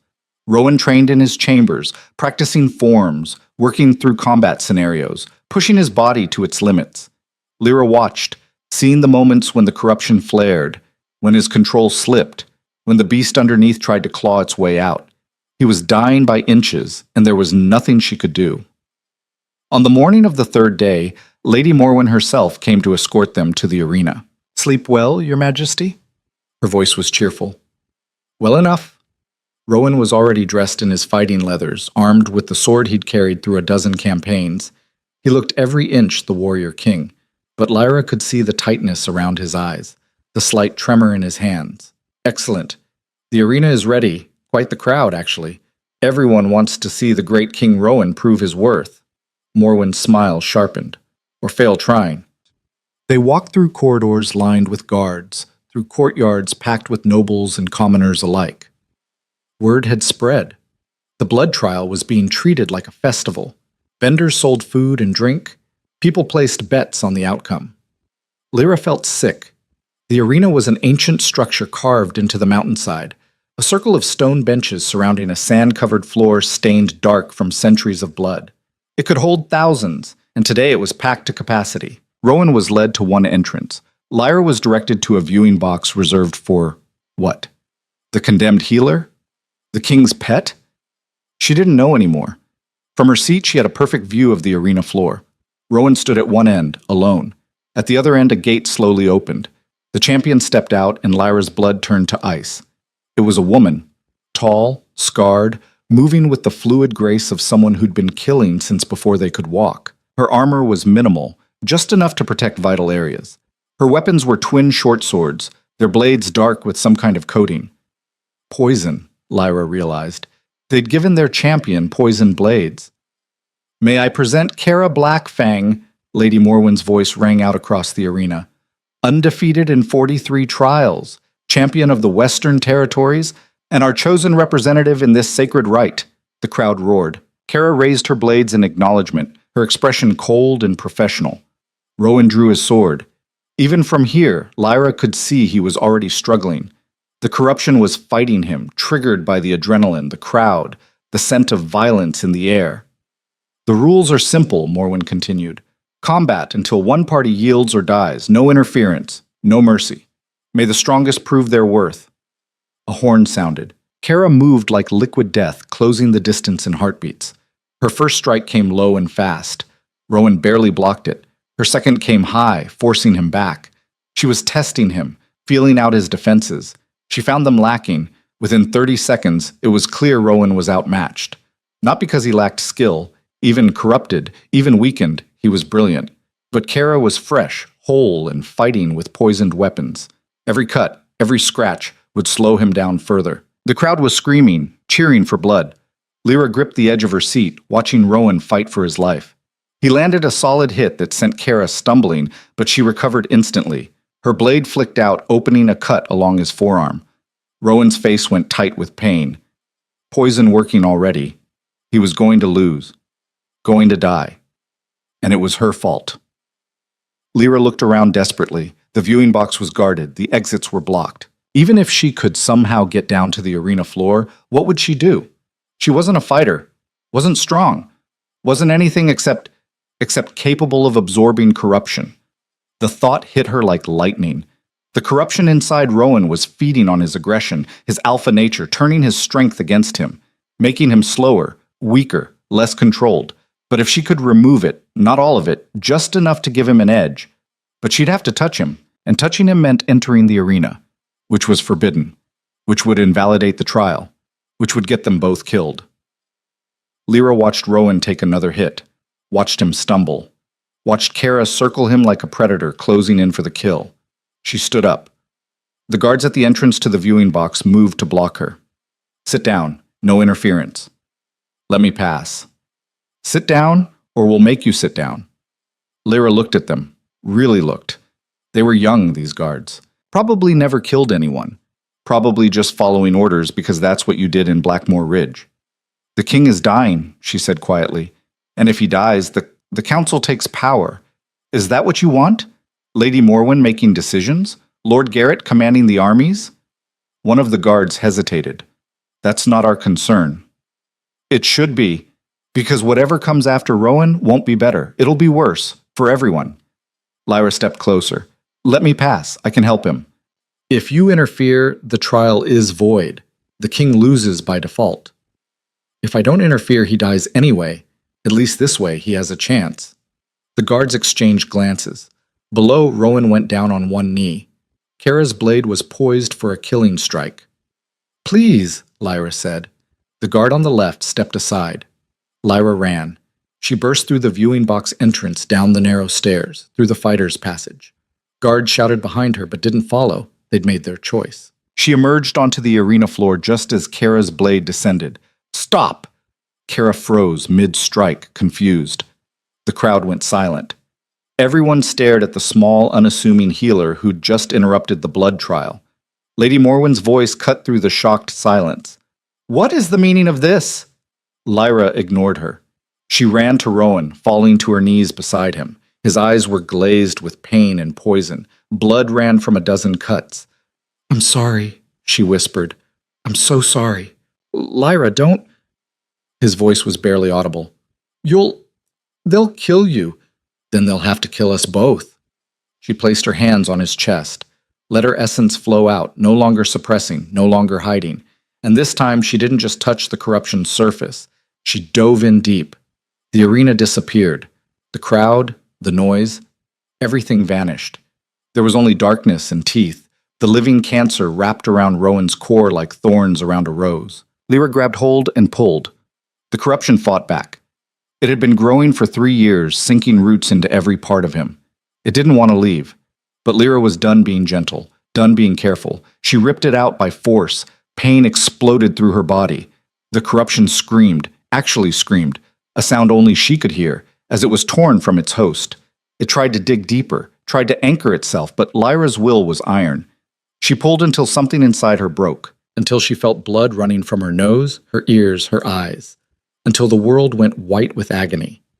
And then, finally, it came free. The corruption flooded into her all at once. 3 years of accumulated poison, rage, and death. It was too much. Way too much. Lyra felt it burning through her essence like acid, destroying everything it touched. But underneath the pain was something else. That same strange core that had absorbed the first piece, that had saved Sarah from the wasting sickness. It activated now like a furnace roaring to life. The corruption hit it and shattered. Not absorbed this time, not broken down slowly, destroyed, annihilated, burned away until there was nothing left but ash and echoes. When Lyra opened her eyes, she was lying on the sand. Rowan was standing over her, and his eyes were clear, Completely, utterly clear. No gold flickering in the irises. No beast lurking underneath. Just Rowan, whole and free for the first time in 3 years. Lyra! His voice shook. Lyra, stay with me! She tried to answer, tried to tell him it worked. He was free. Everything was going to be okay. But darkness pulled her down before she could say a word.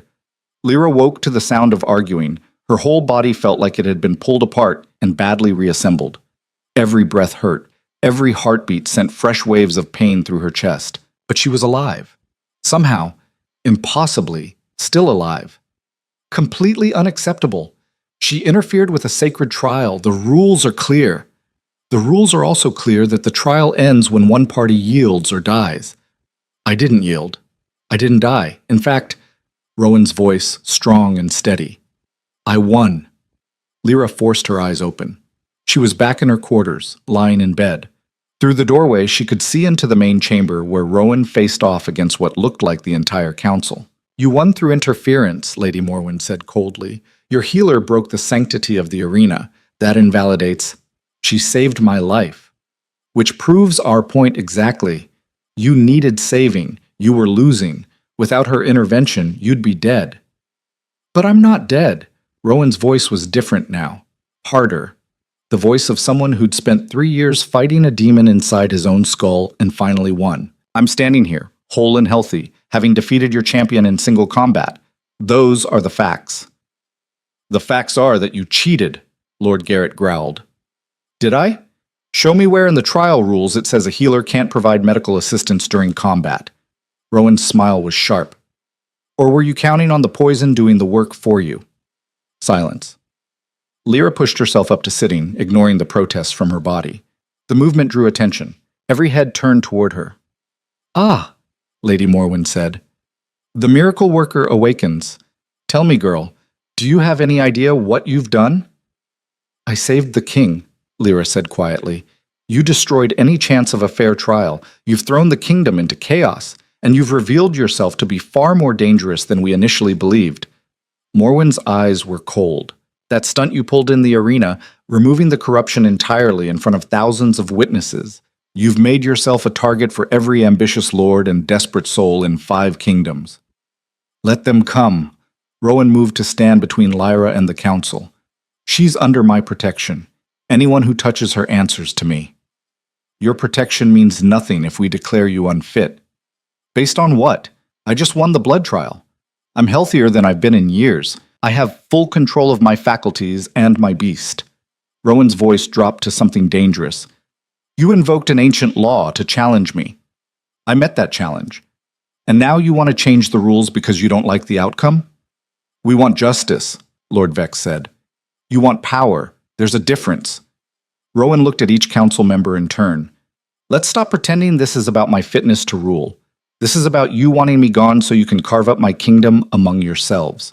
The corruption was convenient, kept me weak, distracted, dying slowly enough that you could position yourselves for the aftermath. And then Lyra cured me, and suddenly your timeline collapsed. That's a serious accusation, Morwen said carefully. Is it? Then explain why none of the healers you brought me ever succeeded. Explain why my condition only worsened under your care. Explain why the moment I showed improvement, you immediately moved to remove me from power. The riots were orchestrated. Rowan's voice cut through the room like a blade. I've had 3 days locked in my quarters with nothing to do but think. 3 days to review everything that's happened since Lyra arrived. And you know what I realized? The timing is too perfect. The riot started within an hour of me helping in Omega. 1 hour. In a city where most people don't even know what happens in the castle until days later. Someone spread the word fast. Someone wanted that violence. Lady Morwen's expression didn't change, but Lyra saw something flicker in her eyes. You're suggesting the council incited riots against our own people? Lord Garrett's voice was outraged. That's treason? Rowan smiled without humor. Yes, it is. Which is why you're all going to sit down, shut up, and listen very carefully to what happens next. No one sat, but no one left either. Here's the new arrangement, Rowan continued. Lyra Vance is now officially my royal physician with full protections and privileges. Anyone who challenges her position, threatens her safety, or even looks at her wrong will be tried for treason. Clear? You can't just, Lord Vex started. I can. I did.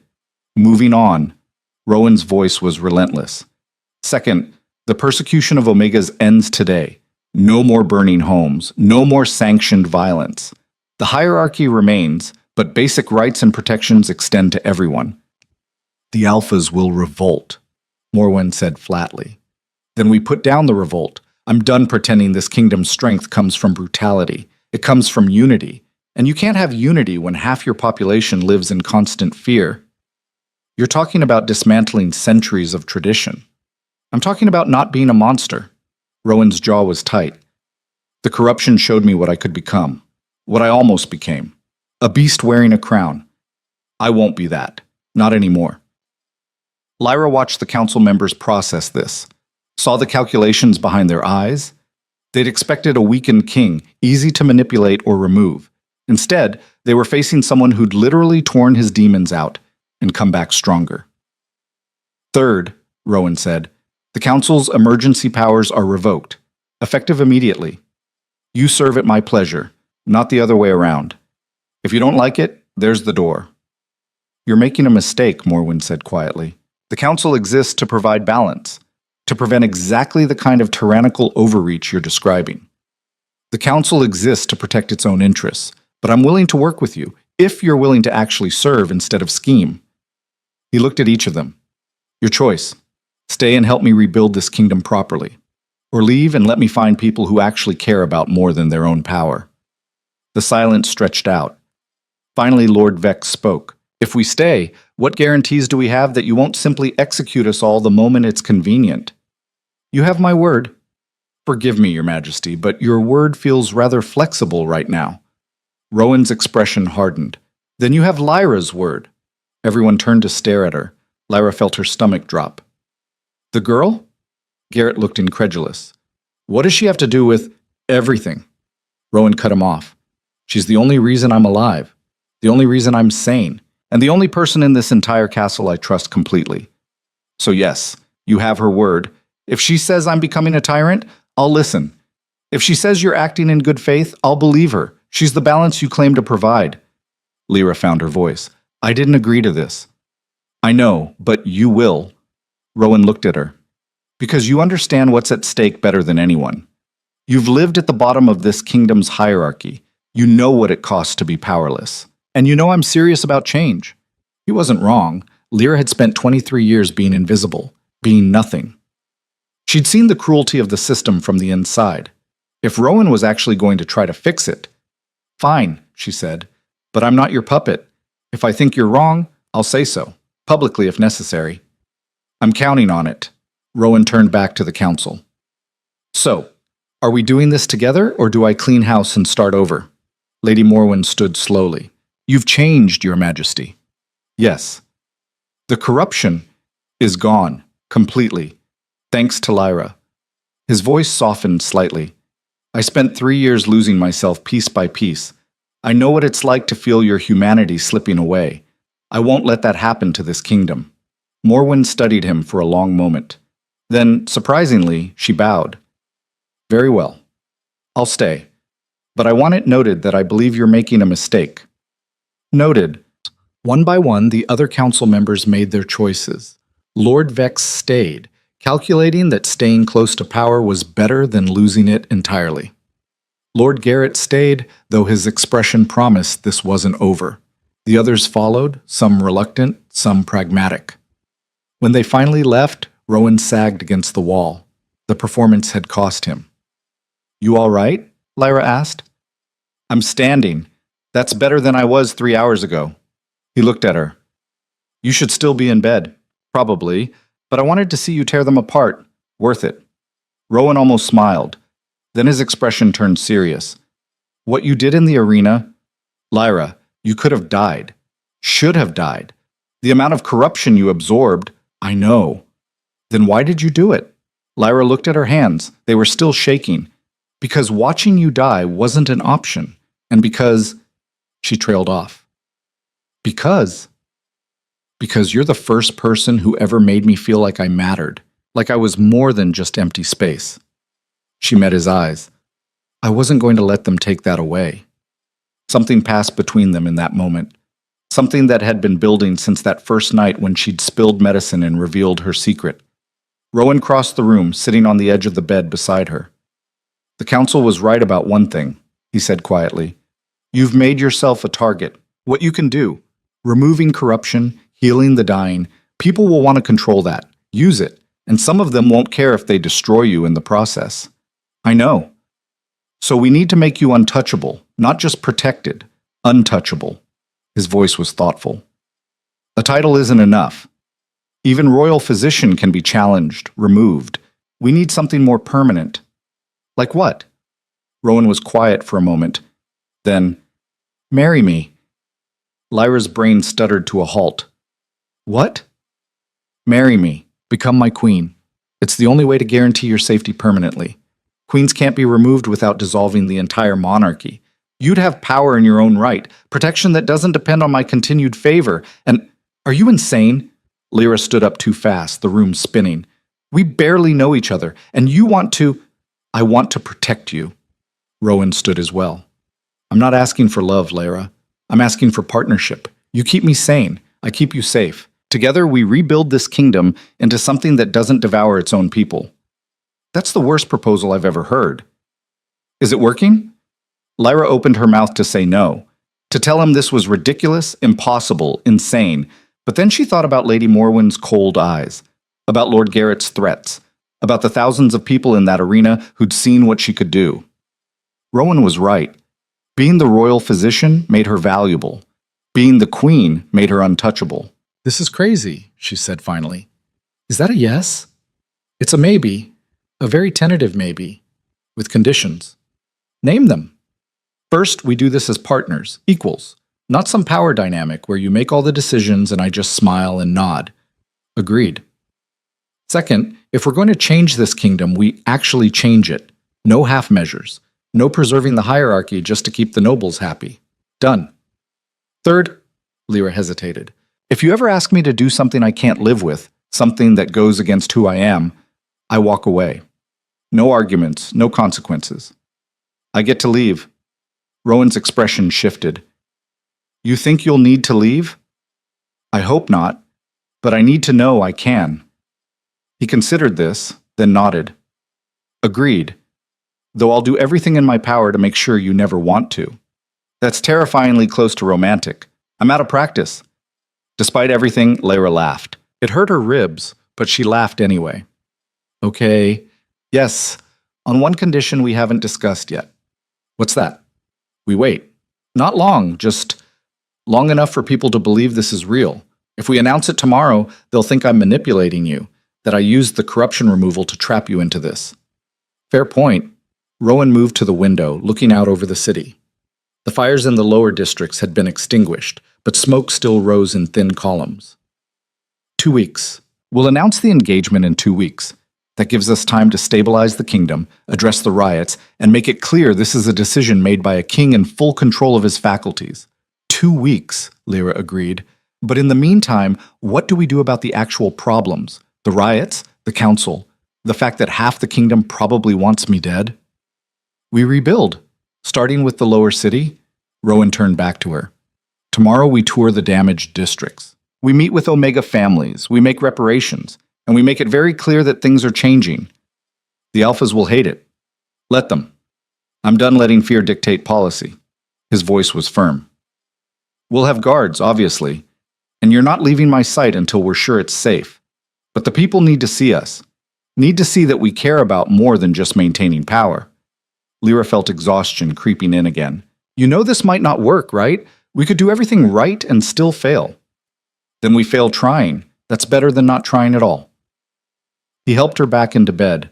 She was asleep before her head hit the pillow. The next morning, they rode into the lower city.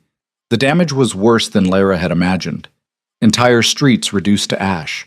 Bodies still being pulled from rubble. Families huddled in makeshift camps, their homes destroyed, their possessions gone. And everywhere, the smell of smoke and death. The crowd that gathered when they arrived was hostile. Lyra felt their anger like a physical thing pressing against her from all sides. "Murderer!" someone shouted. "You killed them! Your mercy killed them!" Rowan dismounted and Lyra followed. Guards formed a protective circle, but Rowan waved them back slightly. "You're right," he said. His voice carried across the crowd. "My decision led to this violence. I take responsibility for that." The crowd quieted slightly, surprised by the admission. "But I'm also here to tell you this ends now. No more persecution. No more sanctioned violence. The hierarchy remains because this kingdom runs on strength, but strength doesn't mean cruelty. It means protecting those who can't protect themselves." "Pretty words," an older alpha woman spat. "Words don't rebuild homes." "No, but gold does." Rowan gestured, and servants began distributing pouches of coin. "Rebuilding funds. For everyone who lost their homes, no conditions, no requirements, just help." The crowd's anger shifted to confusion. This wasn't how things worked in Blackmore Ridge. The Crown didn't just give away resources. "There's more," Rowan continued. "Starting today, Omega families have the same access to healers as anyone else. No more payment barriers. No more letting people die because they can't afford treatment. If you're sick, you get help. Period." Lyra watched faces in the crowd change, suspicion warring with desperate hope. An Omega woman pushed forward, clutching a small child. "My son, he has fever." "The healers turned us away yesterday." Lyra stepped forward before anyone could stop her. "Let me see him." The woman's eyes went wide. "You're her, the one who saved Elena's daughter." "I'm going to try to save your son too. May I?" The woman handed over the child. Lyra felt his forehead, burning hot, checked his eyes, glassy and unfocused. This was treatable, easily treatable, if you had access to basic medicine. She pulled a vial from her bag, one of the standard fever reducers from the castle supplies, administered it carefully. The child's breathing eased almost immediately. "Keep him cool. Make sure he drinks water. The fever should break by tonight. If it doesn't, come find me." The woman stared at the vial like it was made of solid gold. "How much, bah?" "Nothing. It's free." Lyra pressed the rest of the vial into her hands. "Take care of him." Word spread through the crowd like wildfire. The healer was actually helping. The king was actually paying reparations. Things were actually changing. More people came forward. More sick children, injured adults, desperate families. Lyra worked until her hands were shaking, until exhaustion made her vision blur. And beside her, Rowan worked too, distributing funds, making promises, listening to grievances he'd ignored for years. It was nearly dark when they finally made it back to the castle. Lyra could barely stand. "You overdid it," Rowan said, catching her as she stumbled. "Someone had to." "You're going to kill yourself at this rate." "Then I'll die doing something that matters." She looked up at him. "Did you see their faces? When they realized we actually meant it? That's worth dying for." "Not to me," Rowan's voice was fierce. "You don't get to martyr yourself. I need you alive." "The kingdom needs—" "I need you alive," he repeated. "Lyra, I meant what I said. You're the only thing keeping me human. If you die trying to save everyone, I'll have nothing left to stop me from becoming exactly what the corruption wanted." The intensity in his voice made her breath catch. This wasn't political anymore, wasn't strategic. This was real. "Okay," she said quietly. "I'll try to stay alive. For you. For us. For what we're trying to build." They made it back to the royal quarter just as the evening bells rang. And waiting in the council chamber was Lady Morwen, her expression unreadable. "Your Majesty, Lyra." She inclined her head. "I've just received word from the Northern Territories. It seems your little display today has had consequences." Rowan's hand went to his sword. "What kind of consequences?"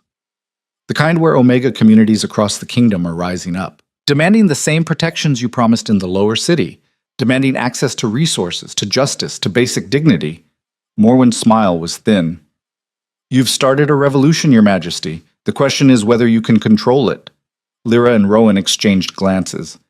"We don't need to control it," Lyra said. "We need to support it." Morwen's eyebrow raised. "You're serious?" "Completely. You said it yourself. We've started something, so let's finish it properly." Lyra straightened, despite her exhaustion.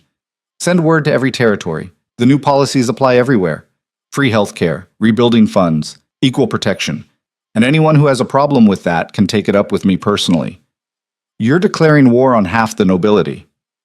I'm declaring war on the system that let children die because their parents were born wrong. Lyra's voice was steel. If the nobility can't handle that, they're welcome to leave. Morwen looked between them. Then slowly, she smiled. A real smile this time, not the political mask she usually wore. You're either going to save this kingdom or destroy it completely. I genuinely don't know which. She bowed, deeper than before. But I'm interested in finding out. I'll send the proclamations tonight. After she left, Rowan pulled Lyra into his arms. She went willingly, too tired to resist. We really are starting a revolution, he said into her hair. I know. People are going to try to kill us. I know that too. And you're still willing to go through with this? The engagement, the changes, all of it? Lyra pulled back enough to look at his face. For the first time since she'd met him, Rowan looked genuinely at peace. No corruption shadowing his eyes, no beast lurking underneath. Just a man trying to do the right thing in a world that punished kindness. Yes, she said. I'm still willing. Are you? I've never been more certain of anything. He cupped her face gently. We're going to change this kingdom, Lyra Vance. Together.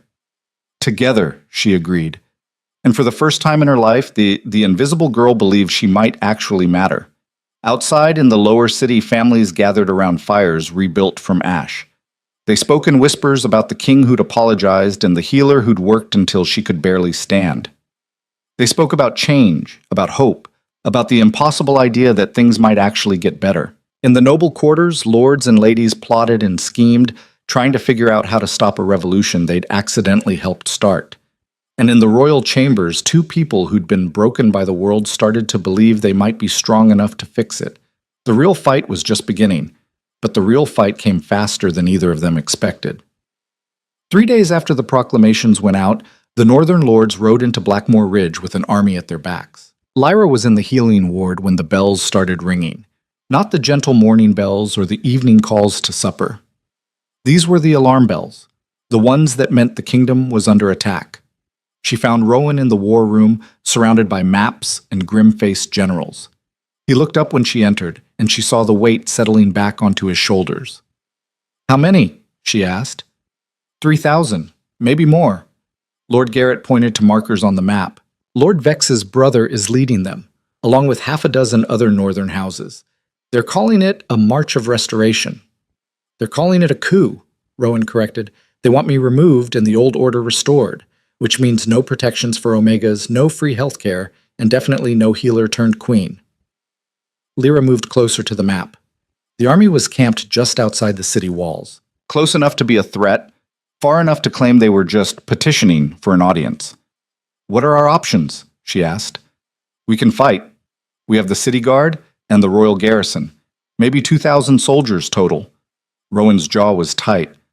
Or we can negotiate, offer concessions, scale back the reforms. No, Lyra's voice was flat. We don't scale back. People are counting on those reforms. If we retreat now, we're telling them their lives don't matter. If we fight, a lot of people will die. If we surrender, even more people will die, just slower. She met his eyes. You know I'm right. Rowan looked at his generals. Thoughts? Lord Garrett spoke up. The girl's not wrong. If we back down, we look weak. Every ambitious lord in the kingdom will think they can push us around. Better to make a stand now. We're outnumbered, another general pointed out. We have walls, we have position, and we have something they don't. Rowan looked at Lyra. We have her. Everyone turned to stare. I'm not a weapon, Lyra said carefully. No, but you're a symbol. The Northern Lords are fighting to preserve a system where people like you don't exist, where Omegas are disposable and power is everything. If we put you in front of their army and show them what you can do, they'll kill me faster. Or they'll realize they're on the wrong side of history. Rowan's voice was urgent. Lyra, you saved Sarah. You saved me. You've healed dozens of people in the lower city. If we can show the soldiers in that army what they're really fighting against, you want me to walk up to 3,000 armed men and give them a speech about kindness? Lyra's laugh was bitter. That's your plan? I want you to show them the truth, that the system they're dying to preserve is rotten, that there's a better way. And if it doesn't work, then we fight, and we probably die. But at least we tried. Lyra looked around the room. Every face showed varying degrees of skepticism. These were warriors, people who understood steel and blood. They didn't understand the kind of fight she was being asked to wage. But Rowan understood, and that was enough. "Okay," she said, "but we do this my way. No armies, no shows of force, just me and you. Walking out there and talking to them like human beings." "That's suicide," Garrett protested. "Probably, but it's the only chance we have." Lyra straightened her shoulders. "Violence just proves them right, that we're weak, that we're disrupting order. But if we face them without weapons, without guards, and we survive, that proves we're strong in a different way." Rowan was quiet for a long moment. Then he stood. "When?" "Now, before either of us talks ourselves out of this." They walked through the castle side by side.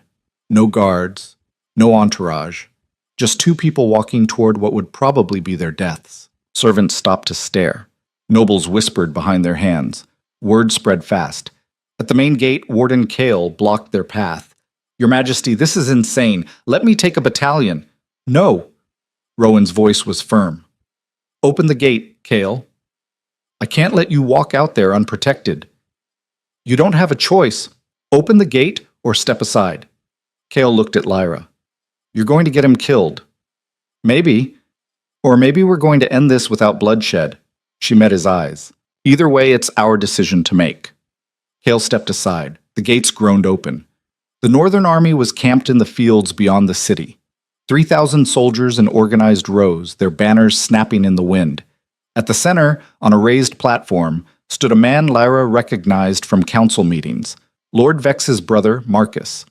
Older, harder, with the kind of face that had never smiled at anything that didn't involve someone else's pain. They stopped about 50 yards from the army's front line, close enough to talk, far enough to maybe run if things went wrong. "Lord Marcus!" Rowan's voice carried across the field. "I'm here to talk." Marcus dismounted from his horse, walking forward with 2 bodyguards flanking him. "Your Majesty, how kind of you to meet us. Saves us the trouble of breaching your walls." "Is that what this is? A siege?" "This is a rescue." Marcus's smile was cold. "We've come to save the kingdom from your corruption, to restore order before your madness destroys everything our ancestors built." "My madness?" Rowan's voice was level. "You mean my decision to stop letting children die? My decision to treat all my subjects like they have value? I mean your decision to abandon centuries of hierarchy because some nobody healer got in your head." Marcus's eyes slid to Lyra. "This is her doing, the Omega lover. The corruption that replaced the one you supposedly shed." "Careful," Rowan said quietly. "Or what? You'll have your pet healer curse me? Please, we all know what she really is. A manipulator. A witch. She's twisted your mind just as surely as the corruption did, only now you're too blind to see it." Lyra stepped forward. "I'm standing right here. If you have something to say about me, say it to my face." Marcus looked her up and down with open contempt. "You're nothing. A servant who got lucky and seduced a weakened king, and now you think you can overturn the natural order? Make Omegas equal to Alphas? It's not just wrong, it's impossible. Might as well try to make water flow uphill." "The natural order," Lyra kept her voice steady. "Is that what you call a system where 7-year-olds die because their parents can't pay for medicine? The weak die, that's nature. Sarah wasn't weak, she was a child, and she's alive now because someone actually bothered to help her." "One child," Marcus waved a dismissive hand. "You saved one child and think you've changed the world. But for every child you save, there are thousands more suffering because resources are being wasted on those who don't contribute. The Omega class exists for a reason. They're meant to serve, not to demand. They're meant to be people." Lyra's voice rose. "With lives that matter just as much as yours or mine. Do they? Tell that to the families who died in the riots your little stunt caused. Tell that to the Alphas whose homes burned because you made the king weak. The riots happened because people like you taught a generation that cruelty equals strength, that causing pain makes you powerful." Lyra took another step forward, close enough now that Marcus's guards tensed. "You're terrified, all of you, because if Omegas can be healed, can be valued, can rise, then what makes you special? What justifies your power if it's not just birth and violence?" Marcus's hand moved to his sword. Watch your tongue, girl. Or what? You'll kill me in front of 3,000 witnesses and prove everything I just said? I'll remove a cancer before it spreads further. Then do it. Lyra spread her arms. Right here, right now. Kill the unarmed healer who saves children. Show your army exactly what they're fighting for. The silence that followed was absolute. Marcus's hand stayed on his sword, but he didn't draw. Couldn't draw. Because Lyra was right, killing her here would make her a martyr, would prove that the old order could only survive through violence. This is your last chance, Marcus said, his voice tight. Renounce the reforms, send the girl away, return to the proper way of ruling, or we take the city by force.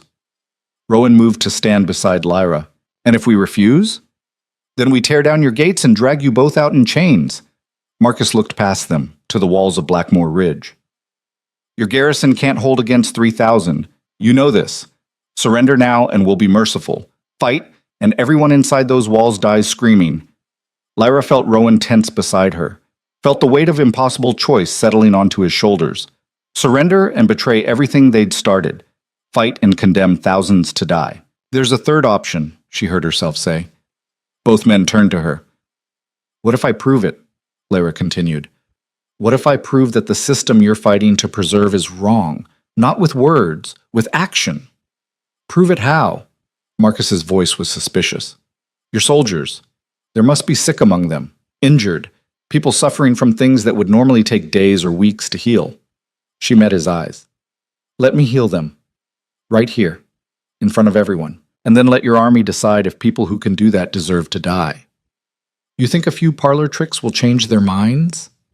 I think your soldiers are people, and people respond to being helped instead of being used. Lyra looked past Marcus to the army behind him. Unless you're afraid they'll realize they're fighting on the wrong side.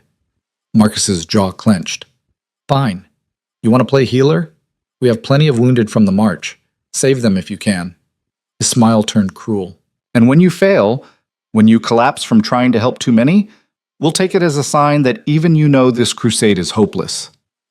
And if I succeed, then we'll talk. That's all I promise. Talk. It wasn't much, but it was a chance. They brought the wounded forward, 20 men and women, some with infections from old battle wounds, others with fevers, one with a leg that had been badly set and healed crooked. People who'd been suffering for weeks or months because proper medical care was expensive and they were just soldiers. Lyra looked at them and saw herself, saw Sarah, saw every person she'd ever known who'd been told they didn't matter enough to save. She started with the man with the infected wound. His arm was swollen, angry red lines spreading from a cut that should have healed weeks ago.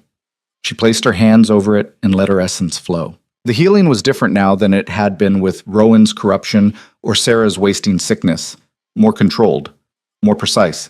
She could feel the infection, sense where it had taken root, and coax it out gently instead of ripping it free. The man gasped as the swelling went down, as color returned to his arm. How do you feel? She asked. He flexed his fingers, testing. Like it never happened. The pain's gone. How did you... Next, Lyra said, moving to the woman with fever. One by one, she worked through the wounded. Each healing took a piece of her strength, but she'd learned to pace herself.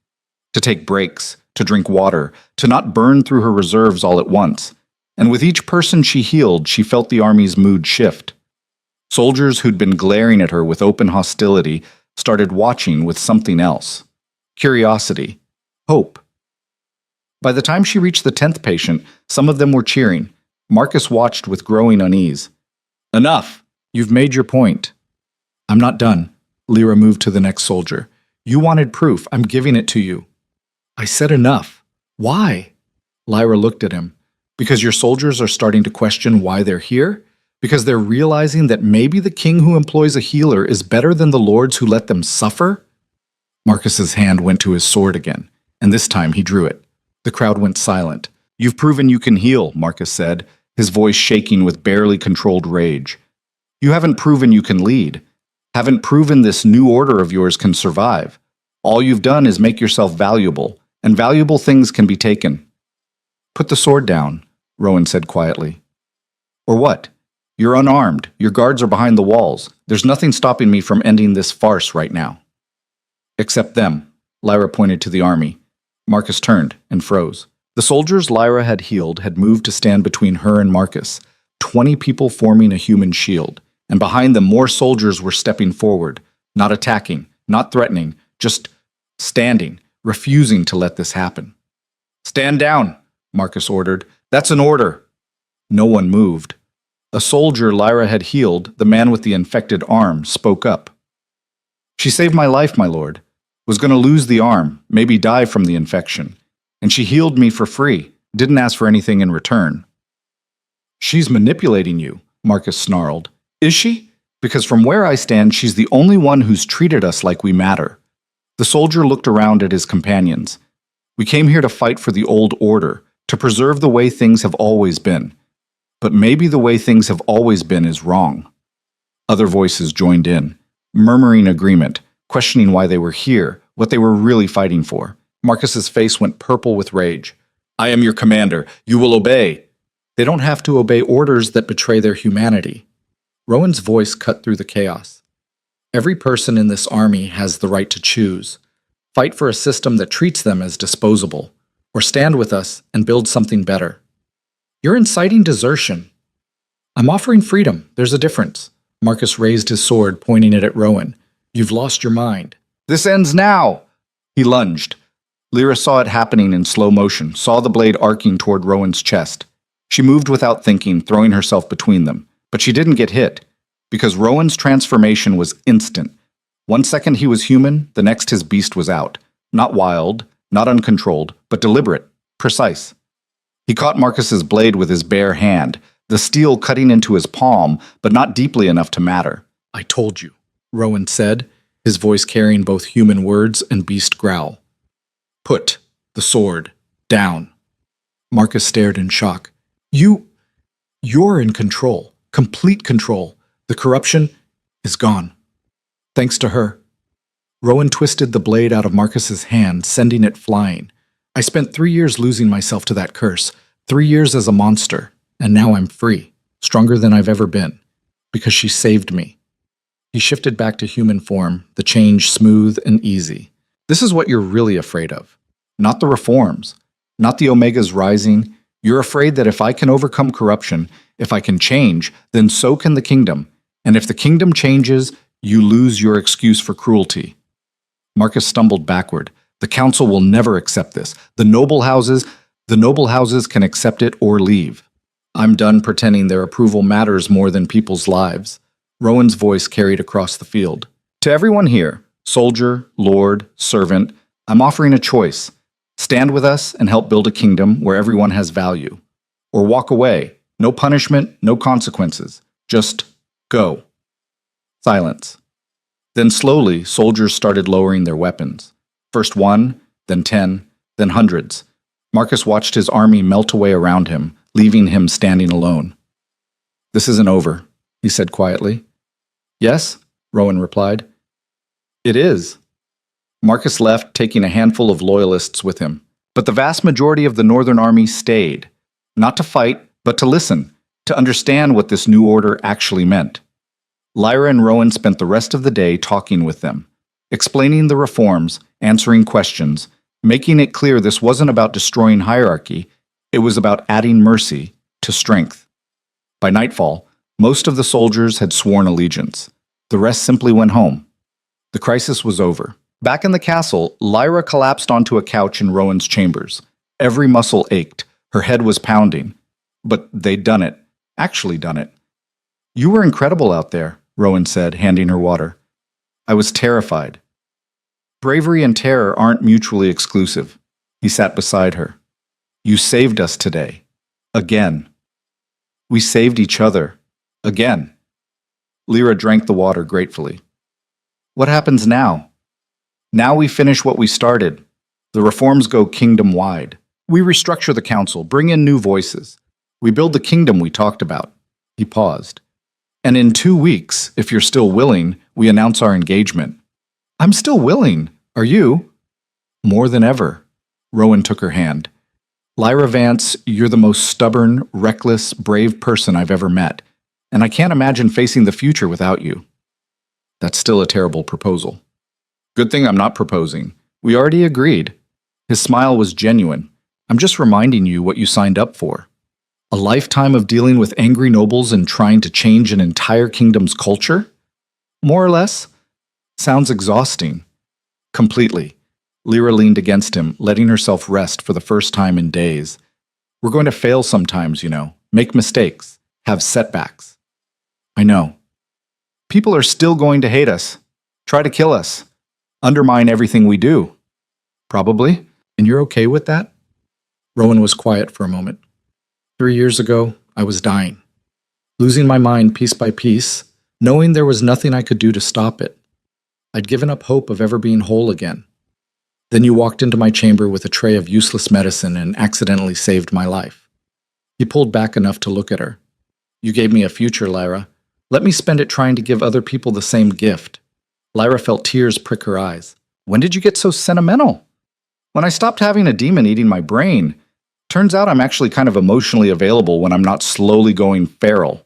She laughed through the tears. We're really doing this. We really are. 2 weeks later, they announced the engagement in the Great Hall.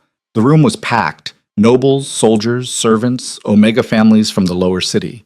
Everyone watching to see what would happen. Lady Morwen spoke first, standing beside the throne with an expression Lyra still couldn't quite read. 2 months ago, this kingdom was dying. Our king was corrupted, our people were divided, and hope seemed like a luxury we couldn't afford. Then a servant girl walked into the king's chamber, and everything changed. She looked at Lyra. I won't lie and say I trusted you at first. I thought you were a schemer, a manipulator, someone using the king's weakness against him. But I was wrong. You weren't using his weakness. You were giving him strength. The strength to face his demons, the strength to change, the strength to be the king this kingdom needed. Morwen turned to address the crowd. Today, King Rowan Hale announces his intention to marry Lyra Vance, not because she's noble-born, not because she brings political advantage, but because she embodies everything this new Blackmoor Ridge should be. Courage in the face of fear. Mercy balanced with strength. The belief that every life has value. The room erupted into applause. Not everyone. Some nobles still looked sour. Some traditionalists shook their heads. But enough people cheered to make it clear the tide had turned. Rowan stood, pulling Lyra up with him. Thank you all for being here, for witnessing this moment. And for those of you who still doubt, I understand. Change is frightening, but I promise you, what we're building here is worth the fear. He turned to Lyra. When I first met you, I was a dying king who'd lost all hope. You saved me. Not just from the corruption, but from believing that cruelty was the only path to strength. You showed me there was another way, and now I want to spend the rest of my life proving you right. This time, when the crowd cheered, even some of the skeptics joined in. The ceremony was simple. No elaborate rituals, no excessive formality, just two people making promises in front of witnesses. Lyra wore a dress that didn't make her feel like she was drowning in fabric. Rowan wore his formal robes but skipped the crown. Too heavy, he claimed, though Lyra suspected he just didn't want to feel like he was above everyone else. When it was done, when the vows were spoken and the kingdom had a new queen, Lyra looked out over the crowd and saw faces that would have been impossible 2 months ago. Alphas standing beside Omegas, nobles talking with servants. The rigid hierarchy that had defined Blackmoor Ridge for centuries was still there, but it was bending, changing, becoming something that could hold everyone instead of crushing those at the bottom. How does it feel? Rowan whispered as they walked through the celebrating crowds. Terrifying, overwhelming, like I'm going to wake up tomorrow and discover this was all a dream. If it is, we're both having it. They made their way to the balcony overlooking the city.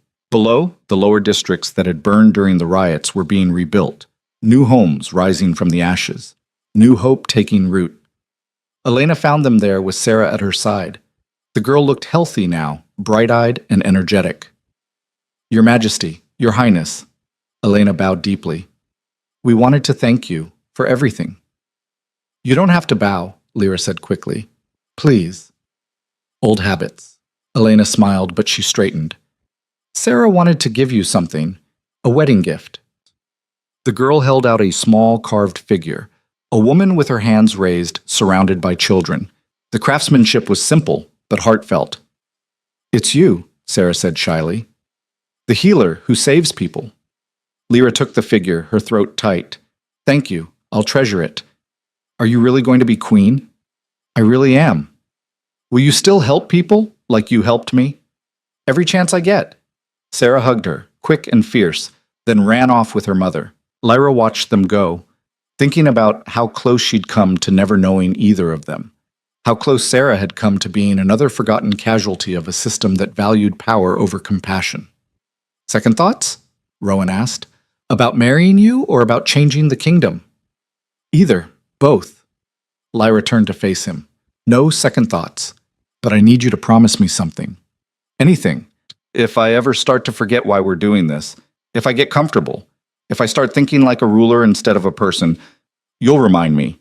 You'll drag me back down to the lower city and make me remember what it's like to be invisible. Deal. And if I start slipping back into the old ways, I'll remove whatever's corrupting you. Again. As many times as it takes. Rowan pulled her close. We're going to make mistakes, you know. Big ones. I know. And we're going to face resistance every step of the way. People who want things to go back to how they were. I know that too. But we're doing this anyway. We're doing this anyway. Lyra looked out over the kingdom, her kingdom now, as strange as that still felt. Because someone has to. And it might as well be us. In the months that followed, they kept their promises. The reforms spread across Blackmore Ridge. Healthcare became a right instead of a privilege. Omega communities got protections and representation. The hierarchy remained, but it bent to accommodate mercy. It wasn't perfect. There were setbacks, rebellions, moments when everything seemed ready to collapse back into the old ways. But Lyra and Rowan faced each crisis together, sometimes with strength, sometimes with strategy, sometimes with the kind of stubborn compassion that refused to let people be written off as disposable. The council changed. Lady Morwen stayed on. Her initial skepticism transformed into grudging respect and eventually genuine partnership. Lord Garrett remained too, though he never fully accepted the new order, just learned to work within it. New voices joined, bringing perspectives that had never been heard in the halls of power. And slowly, impossibly, Blackmore Ridge became something different. Not a paradise, the harsh frontier didn't allow for that, but a place where survival didn't require cruelty, where strength could coexist with kindness, where a girl who'd spent 23 years being invisible could become a queen who changed the world. Years later, when people told the story, they'd talk about the dying king and the miracle healer, about the blood trial and the revolution that followed, about how two broken people found each other and refused to let the world stay broken around them. But Lyra always remembered it differently. She remembered the night she'd spilled medicine and stopped being invisible. Remembered the choice to stay instead of run, to fight instead of hide. Remembered that the real miracle wasn't healing. It was believing that things could change and having the courage to make it happen.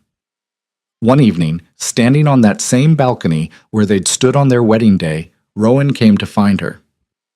The Northern Territories are reporting full implementation of the healthcare reforms, he said. No riots, no rebellions, just acceptance. That's good. More than good. It means it's working, really working. He joined her at the railing. 5 years ago, this would have been impossible. Now it's normal. 5 years ago, I was emptying chamber pots and trying not to exist. Lyra smiled. Things change. Because you changed them. We changed them, together. They stood in comfortable silence, watching the city lights flicker to life as evening fell. Somewhere below, a child was being healed. A family was being fed. Someone who would have died in the old Blackmore Ridge was being given a chance to live. Do you ever regret it? Rowan asked quietly. The invisibility. The simplicity. When no one expected anything from you. Lyra thought about it. Really thought about it. Sometimes. When things get hard, when people are angry, when it feels like nothing we do is enough. Sometimes I miss being nobody. But then I remember Sarah and Elena and all the people who have hope now because we refuse to give up. And I realize that being somebody, being someone who can actually make a difference, that's worth all the pain and fear and exhaustion. She turned to him. Besides, I was never really nobody. I just thought I was. Turns out I was just waiting for someone to see me. I see you, Rowan said. Every day. And I'm grateful for it. Good. Because you're stuck with me now. Best decision I ever made. They went inside together, ready to face whatever tomorrow brought, because that's what they did now. They faced things. Together. Two people who'd been broken by a cruel world and decided to build a kinder one in its place. In the harsh lands of Blackmore Ridge, where survival once meant brutality and weakness meant death, a new era had taken root. One built not on dominance, but on balance. Not on fear, but on hope. Not on the strength to destroy, but on the courage to heal. And at the center of it all stood a girl who'd once been invisible and a king who'd once been lost, proving every day that the most powerful force in the world wasn't violence or hierarchy or control. It was the stubborn, relentless, impossible belief that people deserved better, and the willingness to fight like hell to give it to them. The kingdom didn't just endure anymore, it thrived.